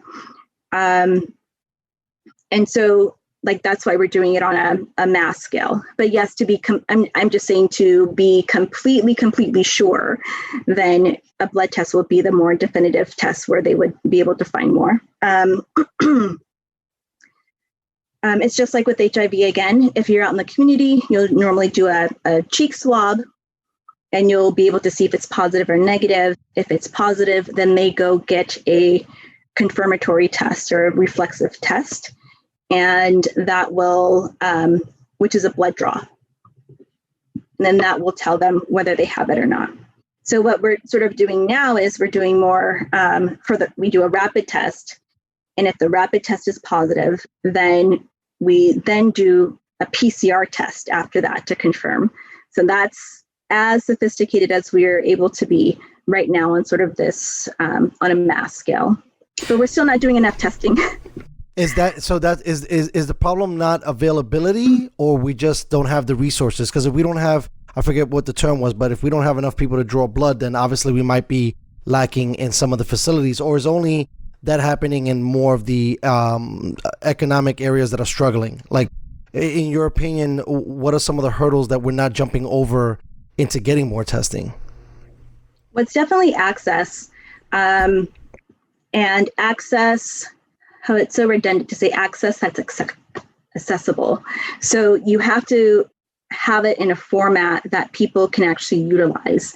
Some people might have a smartphone, but they might not be able to register for a test online, especially if it's in English and they speak another language. Sometimes the language buttons are not easy to see. But then also people who know how to use their smartphone, you might enter one or two things wrong and it doesn't register right, or, there can be things that happen. And so that's why we've gone with the method of on-site registration for vaccination and also for testing. And that's just decreased so many barriers and hurdles for those things. But again, the other issue is how do we actually get the vaccines? How do we actually get the test? And then who's paying for those? For the vaccines, yes, the federal government has already purchased them. For the testing, there were a number of private companies that sort of sprung up overnight to provide mass testing. And so initially they were really expensive, $100 to $300. The very beginning of the pandemic, they were $1,000. Now they're down to $100, $75, $65, $35, $25, depending on what contract you have with the lab. And so I would say that the limiting factor is people to administer the test, and then that people, like, you have to pay people, right? So it's resources. Hello. Yeah, I know. The team is coming in. Hold on one second. So I feel like I threw you off a little bit. You were talking about SARS and the way it kind of behaves like AIDS, and you were saying that it was important that it was for us to know more that it attacks the organs specifically. Is there anything else that we should be knowing about this specific version of COVID or corona? Yeah, so so I think we should call it SARS, like in our everyday language, and that's what I've been pushing, to call it SARS. I think that if they would have said that in the beginning, the medical community would have reacted a lot differently. I know the first couple of weeks when I was hearing about it, I was like, oh, it's just a coronavirus, it's fine. And then I was like, oh no, this is SARS. Okay, now this is different. So yeah, this is a very serious virus. You don't play with this virus, people die. And so the other things that we should know about this virus is that, like, what can you do to survive if you get COVID? Let me see if I thought I had something on my desk, sorry. I don't see it here right now, but get a pulse oximeter. Have one in your home. And so what does that do? It's that little thing that they put on your finger in the hospital, and it allows, the device will read how much oxygen is in your blood. And so if your oxygen level is less than 90%, you should be going to the hospital, okay? The other thing is that people have to stay hydrated. So why is that important? Yeah, I was just going to say, why is that important? Yeah, so why is that important? It's important because your body is going through a lot of different processes, and it's got to be able to flush out the things that are not, that it's cleaning out, essentially. But you have to stay hydrated. The other thing is that you're sweating, so you have to stay hydrated. I actually had COVID in February. I have a family member who's an essential worker who went to work and got it. And they do laundry here. So then I got it. Luckily, my kids didn't get it, or my mom. But it was horrible. I had a huge headache. So for your headache, you can take Tylenol. I took, I think mine was a 500 milligram tablet that we had at the house. They're usually 325. But I would just take maybe 2 in the morning and 1 at night. You can't take over, I would just say 2,500 milligrams of Tylenol. So if it's the 365 or the 325, try not to take more than maybe 6 a day of those. But take your Tylenol, make sure you're drinking water. You have to eat something. So even if it's just like, I could really only eat fruit, and not even really anything with milk or cheese. And then I'm just going to, I'm a physician. I worked in surgery. You vomit. There's diarrhea. So then you're also losing water that way. So you've got to replace that fluid. And it's not just water. You have to make like a hydration drink. So it's oral rehydration. So if, like, I have this jug that I have here, can you guys see this? Okay, there you go, the hydro flask, right? Yeah. So this one I think is 32 ounces. I would probably go through like 2 of those a day. But I would also... When you had COVID? Yeah, when I had COVID. And so I would also put like half a teaspoon of salt and then half a teaspoon of sugar. Like, you need that salt and sugar to make a hydration drink. And I noticed like a difference when I would just have water in it. I would, go to the bathroom a lot, but I would still feel so thirsty. And I mean, like, really, really thirsty, like vampire thirsty for blood. You know what I mean? Like when they're but thirsty for water. And so that's how, I stayed hydrated, making sure that it was a hydration drink with salt and sugar. The other thing that I did was, of course, I made the red onion soup. Okay, well, I didn't really make it. People made it for me. And so I had that probably at least either every day or every other day. while I had COVID. And, sometimes I'll still make it. And that's what I was doing throughout the pandemic, making that anyway, anytime I was around anyone who might have been sick. So I wanted to interrupt you really quickly, if you don't mind. So for the people that do have COVID, maybe not being able to get to a facility and test, are the symptoms usually massive headache, diarrhea, and vomiting, or can you just have a headache and still have COVID and not even get all of the more severe flu-like symptoms? Oh, yeah. People are asymptomatic. Some people don't have any symptoms. Right. I was going to speak to that next, because I'm sure that there's nothing. But you said that there's a chance that they, with the rhetoric that they were giving us, they also could infect, because before they were saying symptomatic people weren't. I was just curious, some more for some of the severe symptoms or mid-severe symptoms, because obviously it looks like it comes in all forms. I mean, this thing is really, really good at camouflaging itself. Yeah, I mean, it's I would say the people who have maybe more symptoms, it's really just a higher viral load, more virus, and then in different places it does go in your gut. So I like to say that COVID can go into anything that's pink and moist. So if you're on Tinder and you're making out with somebody, if you're on Bumble, if you're on any of those things, it can be in other secretions. You know what I mean? So that hasn't really been published that much, but I like to let people know that it can be in everything that is pink and moist. So anything that's pink and moist, COVID can get in that way, and COVID can get out that way. And so for those who have symptoms, yes, they're contagious. What is the contagious period or the incubation period of COVID?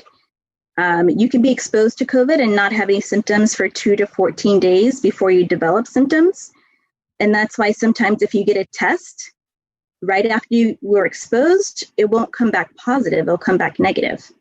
That's not a false negative, because it didn't detect any of the viral DNA in your tissues. But if you go a couple days later, a week or two later, then it'll likely come back positive.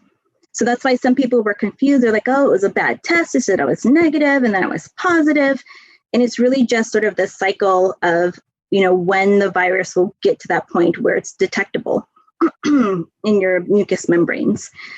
Now, for those people who are asymptomatic, yes, they're probably the people who are spreading COVID-19 the most. Who's asymptomatic?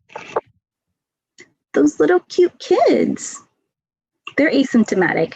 Why? Because they have really robust immune systems, and they've been exposed to more coronaviruses more recently. Before they go to school, if they're in daycare, there's that month or two where they're always sick.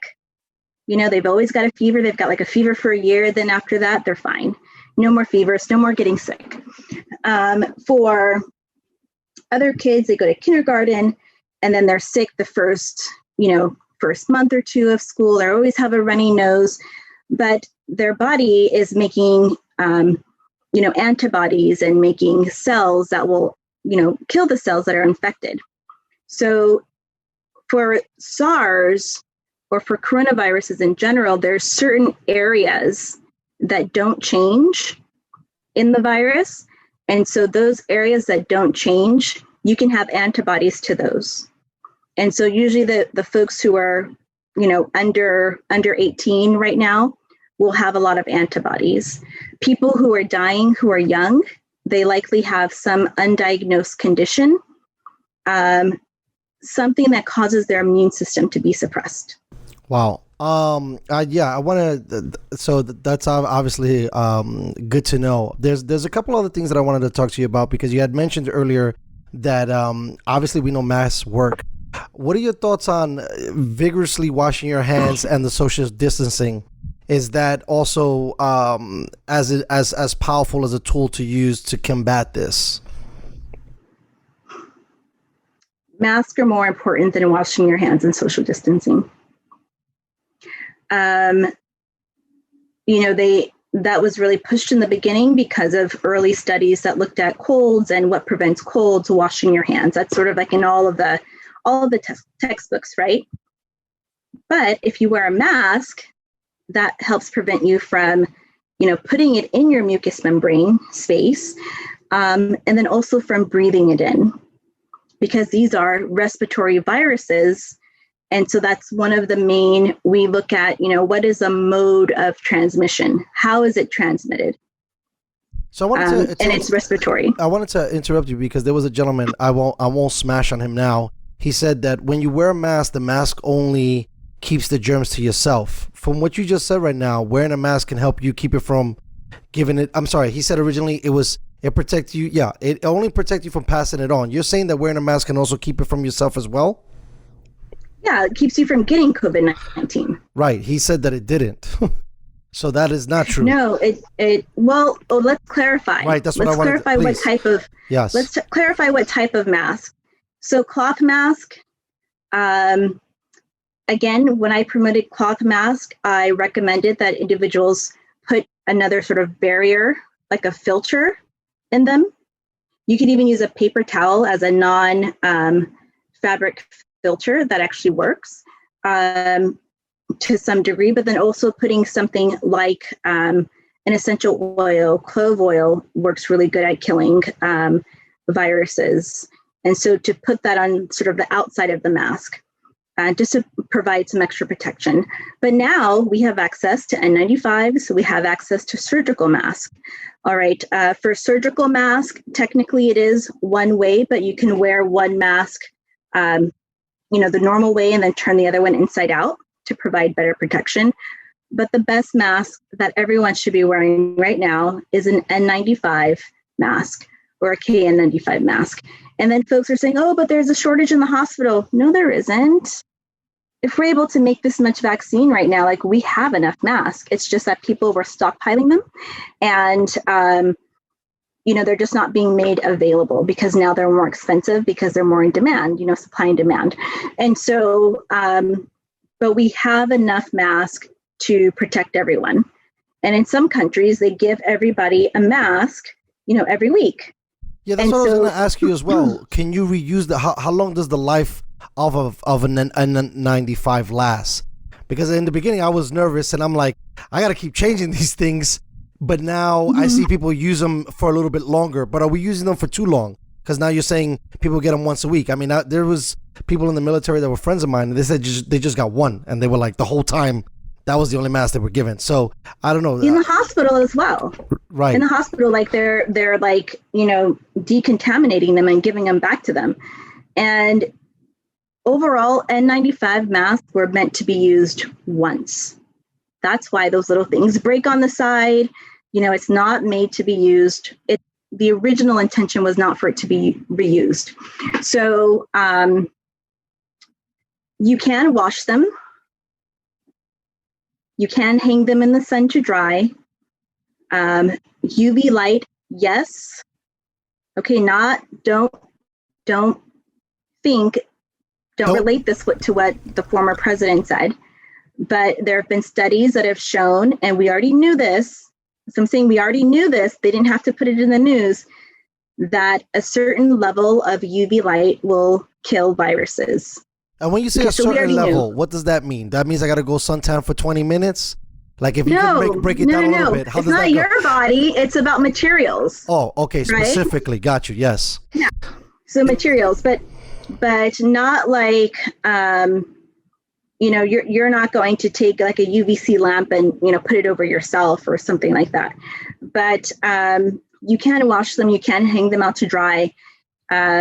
If you take off any plastic part of it and just put it on, I think it's up to like 130 degrees in your dryer or your oven, then it can kill anything that was on it.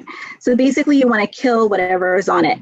The problem, however, with reusing them, as some people have noted, is that like you get this thing called mask me.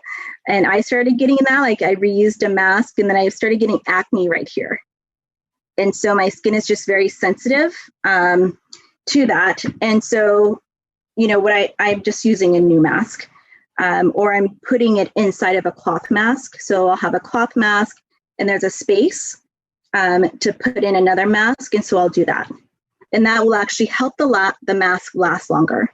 Yeah, that's but cool. masks are the way to go. This got to get expensive if you're going to be throwing away masks every day. And then with the supply and demand, like you were saying, some people are cashing in on the N95 department. So that actually is cool that you can maybe get one that's a little less expensive, put that underneath, and then use the N95. By the way, why is the N95 so effective? Is it the material that it's made out of? Yeah, it's the material. The way that it's made is to prevent 95% of particles of tuberculosis or some other virus from being able to enter your body. That's if you were exposed to something. Oh, I also wanted to clarify. So some of the masks that I'm using are KN95, and people will say, oh, those aren't as effective, or, there's also a KN90 mask.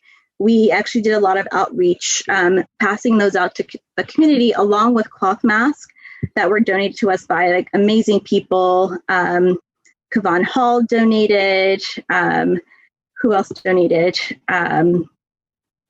I think it was Khloe Kardashian's company donated to us. There was a group called 100 Exceptional Chinese Americans that donated to us. I think there's a group called Page. I think it's a jean brand that donated to us. And so we were really thankful that, we had these to be able to pass out to the community. So we passed out in South LA, not too far from where the church was and up closer to the campus as well, at least over 15,000 masks. And I know that probably seems like insignificant, but we were really targeting people who were working in the grocery stores, people who were being exposed to other people, just to help them. And so we would give a mask, a KN95 mask or an N95 or an N95 mask or KN95 mask with a cloth mask so that they could reuse that KN95 or KN90 and just keep it inside that cloth mask. I guess we're getting down to the wire. I know you have some other engagements, I'm sure, but I wanted to get some of these other questions out really quickly, just so that people can be more informed, because obviously some of the outlets are not giving us the information that we're supposed to be receiving, and the transparency isn't that well. But now people are starting to travel more. Is it safe to travel? Should you be getting vaccinated before you travel? What's the best way to travel? What are some of your thoughts on that? Well, I'll just say this, we need to realize that the South African variant is here.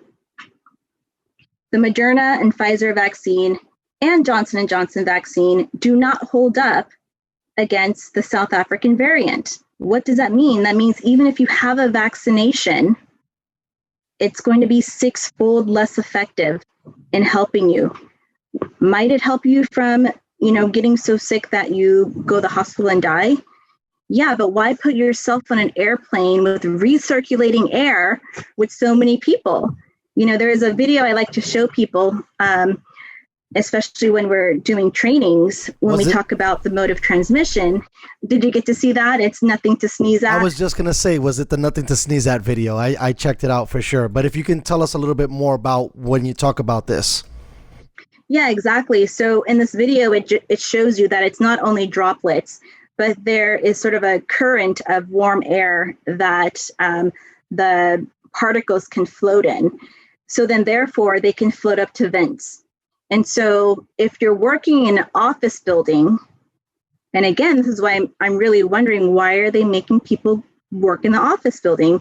If you're working in the office building, it's going to go up in the vent. There's really no filter.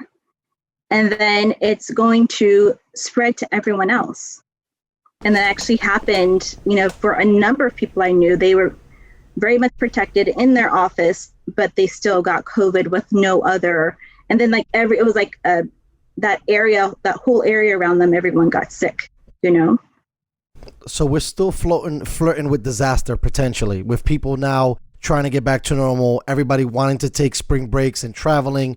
We got different variants here, and we're still trying to push people back to work. Does this sound crazy? Because this sounds crazy to me. I don't have a PhD, but this sounds crazy.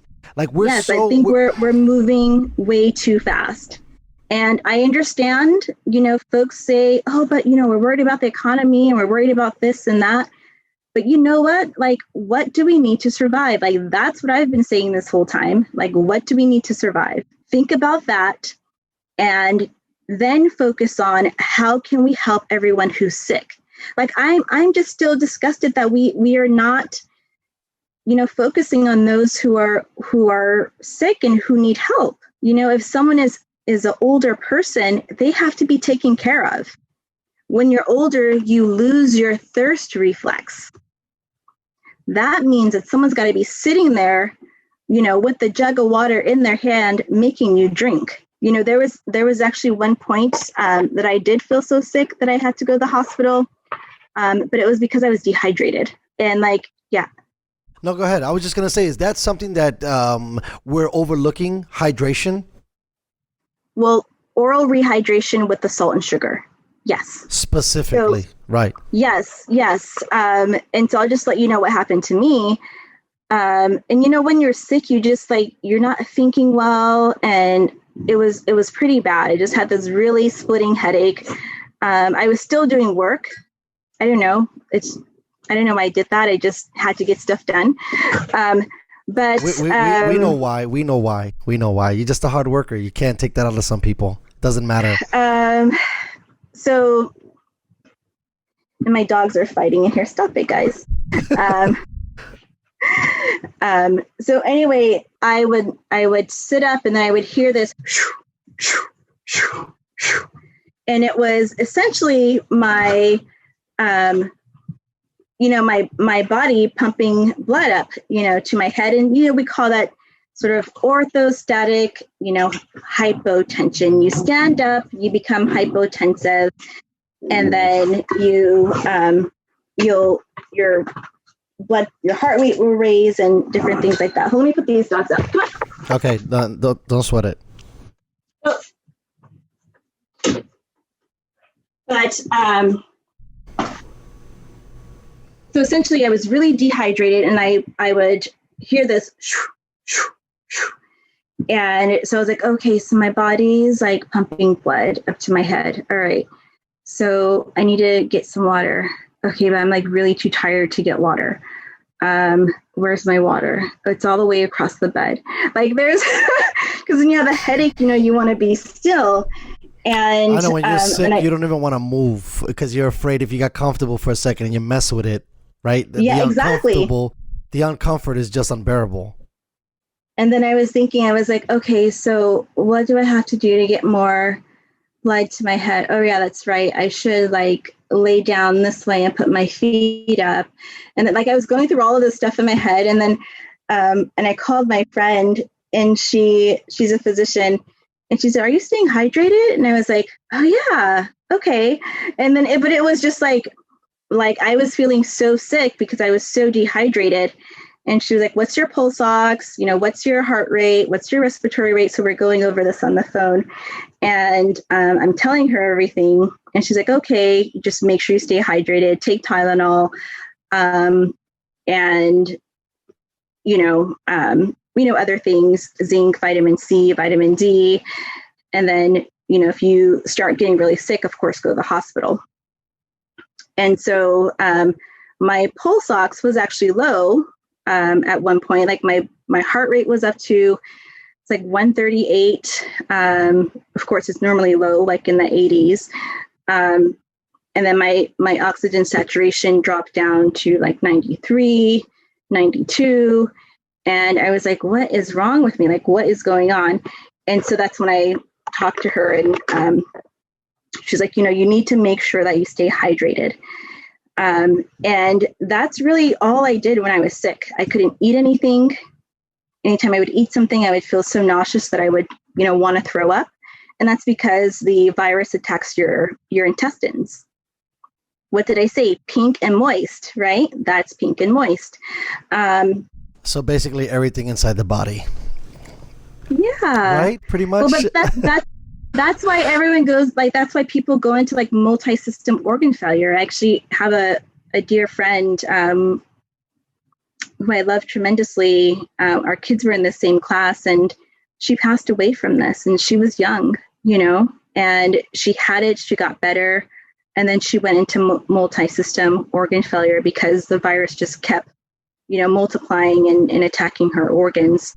So you hear that story a lot. In your opinion, why is it that some people get better and then all of a sudden they get worse and then they end up passing away? Because I've heard that narrative a few times from a couple of different stories that they feel like they were okay. I mean, I think Tiny from Friday said he was not 100, but he felt better and then ended up passing away due to complications afterwards. Yeah. I actually knew his wife. We were in the same women's group in LA.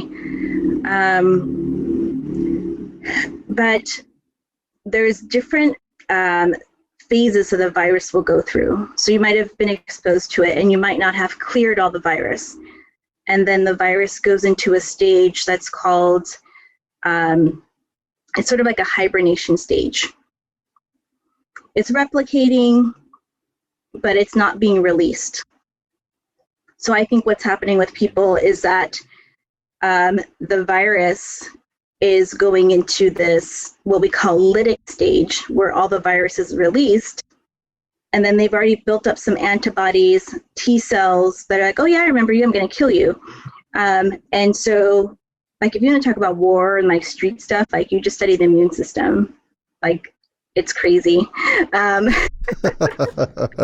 an anime called Cells at Work. If people really want to learn about this, it's called Cells at Work. It's an anime.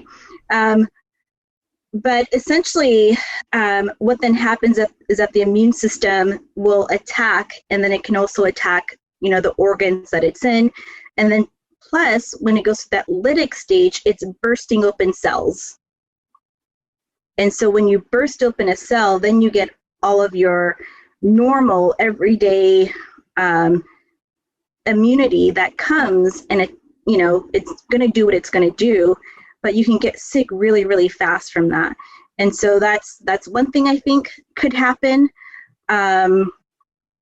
What else could it be? I think it's just they haven't cleared all the virus. And there's still some virus attacking the organs. And like, that's what happened. Another friend of mine, she went to cardiomyopathy.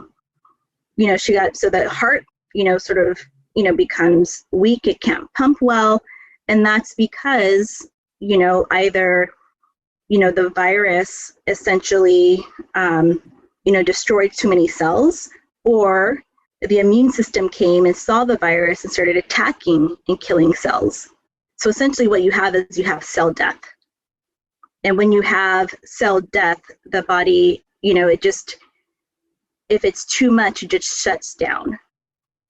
When we were talking earlier about brown and black, there was more information about the vitamin D. How powerful is, let's say, vitamin D, vitamin C, some of these other over-the-counter things that you can take? I mean, because everybody's all of a sudden a doctor. I've never seen no PhDs for some of these people, but now all of a sudden everybody knows about everybody. And a lot of the stuff that I hear is vitamin C deficient. Is that true, or is that something that people just like to throw around and sound important? Or what are your thoughts on that?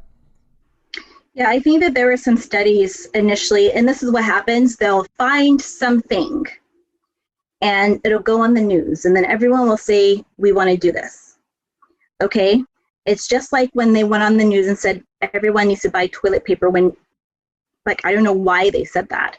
Had nothing to do with the pandemic at all. I think just increasing the sales in some companies that probably weren't selling well, because that was the only brand you could buy because everything else was out, right? So anyway, so going back to vitamin D, vitamin C. So they saw that some people were vitamin D deficient. And yes, vitamin D deficiency causes a deficiency in your immune system function. And so that's why individuals were saying, take vitamin D. But they really looked at this cohort of patients who died and sort of said, this is a correlation that these people who died also had a deficiency in vitamin D. So everybody take vitamin D. So it wasn't necessarily their cause of death. But what we do know is that vitamin D, a lack of vitamin D or vitamin D deficiency will decrease, the function of your immune system. And so that's why people were saying to do that. And the same with pretty much all of your vitamins. And so you really should take a multivitamin. If you are a woman of childbearing age, you should take, a prenatal vitamin or a vitamin that has, iodine and other important nutrients in it. So we're coming to the end here a little bit, but I would hope, with your permission, I would love to get you back, because there's just so much stuff here to kind of unpack. But in your opinion, what are some of the preventative things that we should be doing besides just wearing masks? I mean, I really want to emphasize, masks work.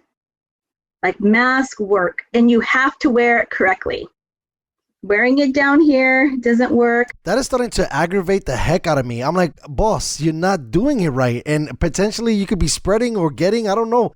We're getting lax. 100% we are. Some people put it up this way. This way, I've seen now people are lowering it. I'm like, oh my gosh. Yeah, so this is a respiratory virus, right? So, once it gets in, it's in. But you want to prevent it from getting in, and you want to prevent it from going out. And so, yes, wearing mask is important. And then someone bought a mask. I'm not trying to, throw them out or anything, or throw them under the bus. But here it is. It's one of these masks, but the filter. I've seen those. What I'm wearing. Yeah. It does, actually. And it protects you, but it doesn't protect anyone else, because you just breathe out your air. And so they're really, you really shouldn't be using those types of masks. I guess in the everybody's society, trying to get their dollar on this thing, man. You see all these different types, and that's another thing too. We're not even being educated. I seen maybe a video, and someone had different types, and maybe it was a fix, but they still said that, they weren't letting that stuff out. But according to you, that's not true either. You just have to think about physics. And I don't say that in a sense of a condescending way, but just think about airflow. Think about a fan, and just think about how things move. Think about seeing the wind move the leaves. So thinking about airflow, then you can think about, okay, well, if I can really feel air coming out of this mask pretty forcefully when I breathe out, then it's probably not as protective. And so, yes, there's many different types of masks. There are masks that are not really masks. They're just sort of plastic. That doesn't help, because what happens? The air goes up, right? Yeah, when I see people with those new plastic blast shields, they look like they're going to some spaceship. That doesn't work either. That doesn't work either, because you're not protecting this area, and you can still breathe it in, right? So again, yes, you have to wear a mask. The problem is that still they're telling people that they could just wear a cloth mask. And they're like, oh, double up on the cloth mask. No, at least wear 2 surgical masks. Wear one way the right way, then wear the other one inside out. Put it inside. If you wore a surgical mask under one of these, then sure. You know what I mean? Then at least you're preventing, right? You're preventing whatever you're breathing out to get on someone else. Other things that you can do, again, you don't want to be in crowded spaces with people. So when this pandemic first started, I was just social distancing. First of all, it's more than 6 feet. Of course, because of airflow, right? And because it's airborne. And I'm sorry to say this, I know that they just said 3 feet, but that is only to allow kids to sit close to each other in schools that can't afford to offer class 3 or 4 times a day. Okay, in the private schools, they are more than 6 feet apart. They've got plexiglass up, they've got, HEPA filters in the classroom, you know what I mean? And so again, I would, and I hate to say this, but it's kind of just use common sense in a sense, right? like, don't be so dependent on the news from the CDC and the World Health Organization or somebody in the office to tell you how to protect yourself. Use your common sense. Like, if you are, like, do you want to be locked in a room with someone, right? And, you know, not be able to have the airflow. So really it's that you want the air to be able to flow. You want it to not circulate. So being in an office building doesn't work. So we shouldn't even be rushing back to be eating indoors, correct? No, of course not. So the state of California is starting at least at 25. I mean, I'm hearing down in San Diego. San Diego is allowing 25% occupancy indoors. Everybody's clamming again to do this indoor, you know, get back to normal stuff. And so that's potentially dangerous as well, because obviously they're not wearing masks properly. They're not wearing masks all the time. You take off your mask when you sit down and eat, right? Like, there's a lot of different things. And obviously, if you just said what you just said, I'm not a doctor, but if I don't want the air to be spinning around, to be inside sounds terrible. You would probably be safer eating outdoors because there's new... Exactly. Right? Exactly, yes. And so from the beginning of the pandemic, because I knew people were going to still get together, because I was still being invited to parties and, you know, I mean, just, you know, family things. So I was just like, oh yeah, but everybody go outside. I was like, everybody go outside. Some people wore masks, some people didn't. And so just go outside, do everything out there. And as much as possible, if, you know, the older folks have to go inside or something, make sure that they're wearing a mask and have all the doors and windows open. Don't have like the AC circulating. If you have it circulating, then put in a HEPA filter. And then if you can, buy an air recirculator for your home. But you just have to think about, how is this virus transmitted? And it's actually less often. I know that they did those videos on, oh, if I put this gross stuff on my hands, look at all the places it gets, you know, with that green stuff, UV light stuff, but it's really breathing it in, you know. Yes, you can put it in your mouth, but really it's respiratory. So wearing a mask is key. Eating indoors, I don't believe is safe. And this is where I'm saying, use your common sense. Use your common sense. Like, all right, let's think about this. If they were going to put anthrax in the air, and you knew that the concentration of anthrax was higher indoors versus outdoors, where would you go? You would go outdoors.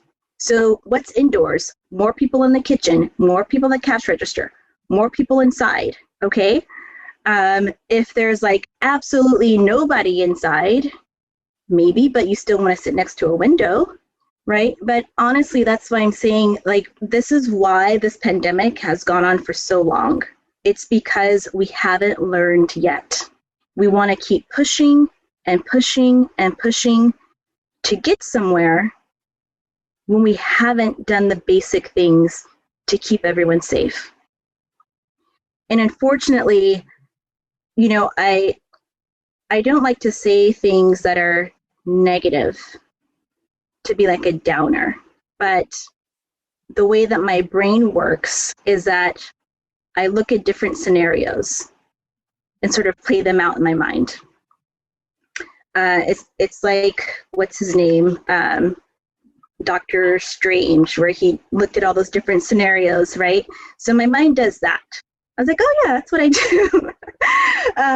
And so I try to play out all the different scenarios and what can happen in each case, and then how to get to the best resolution, or what do we need to watch out for. So what we need to watch out for is that the vaccines are not going to be as effective as we need them to be. So therefore, we need to keep wearing masks, even if you were vaccinated. What if someone has a variant? Your vaccination is not going to help you as much when you have that variant, if you get exposed to a variant, right? So, and this is not to, again, make people lose hope, but it's really to encourage us to keep doing what we should be doing to overcome this pandemic. It's sort of like saying, okay, we're, back in the days where they had, battles, line to line. And so, okay, you got through one part of it, you defeated one part, yet there's 1,000 more people behind that you don't really see clearly because they might be behind some trees. But then there's someone with some binoculars or something, or a telescope, that can sort of see behind. And so, I can see that we're not going to be out of this situation until we get to a point where we stop doing stupid stuff. And I'm sorry to say it that way, but it's really true. And then until we start valuing what's most important. The problem is that we've prioritized profits over people. And if you want to save the economy, then it's not necessarily shut everything down, but it's let's operate in a way to keep everyone safe. If everyone wore masks and wore them effectively, then we could potentially stop the spread of COVID-19 or SARS-CoV-2. And that's not just a tagline, but it's true. No, I couldn't agree with you more. I got to start changing some of my rhetoric. I think if we start calling it SARS, it might seem more serious. I think people think of COVID or Corona and think about beers, and maybe are taking light of it. And so we got to get serious about this. And this is a very serious topic. Like I said, I know that you're a busy woman. I want to let you get back to your the things that you need to do, but I would love to have you back on. There's more information that we need to be learning about this, and I think that your voice is extremely powerful. I want to thank you for being smart and being a community leader and being a voice that people need to be listening to. And thank you so much for your time. You're welcome. Thank you so much. And again, I let people know, if you have questions, ask. Don't be afraid to ask. We didn't really get to some of the myths about the vaccines. Or some of the side effects, so I can talk about that next time. But what I want to say is that there's information out there. If you want to tell some people where to get some of that information, where should they look? So essentially what you do is you type in the name of the vaccine on Google, and then you go to the one that says fda.gov. It's about 89 pages, 129 pages. But you can look at the index and see where are the side effects, and then you can look at that. And I would rather that people have all the information. Me too. And that's why we got to get you back on for sure. Instead of saying oh, this is 100% safe, say actually this and this happened. And these are the groups of people that shouldn't be taking this vaccine. That's the transparency that we're so worried about, and hopefully it should be coming out more, but I don't see it. But I'm glad to have someone like you on, that people can actually hear the truth, because we've been denied of it almost a year and change. Yes. And, sometimes when I try to say the truth, they cut that part out of the video. I got you. We're going to hold you down. Don't worry about it. I'm from the hood, so I got your back. Don't sweat it. We're going to put out all the information. And like I said, we're going to get this message out. Hopefully we don't get silenced, but it's time for the people that know the information to start speaking up. All right. Take care, Dustin. Thank you for having me on. Pleasure. Thank you so much, Dr. Young. And thanks for spending time with us. We'll talk soon. Of course. Take care. Bye-bye. You too. Bye-bye.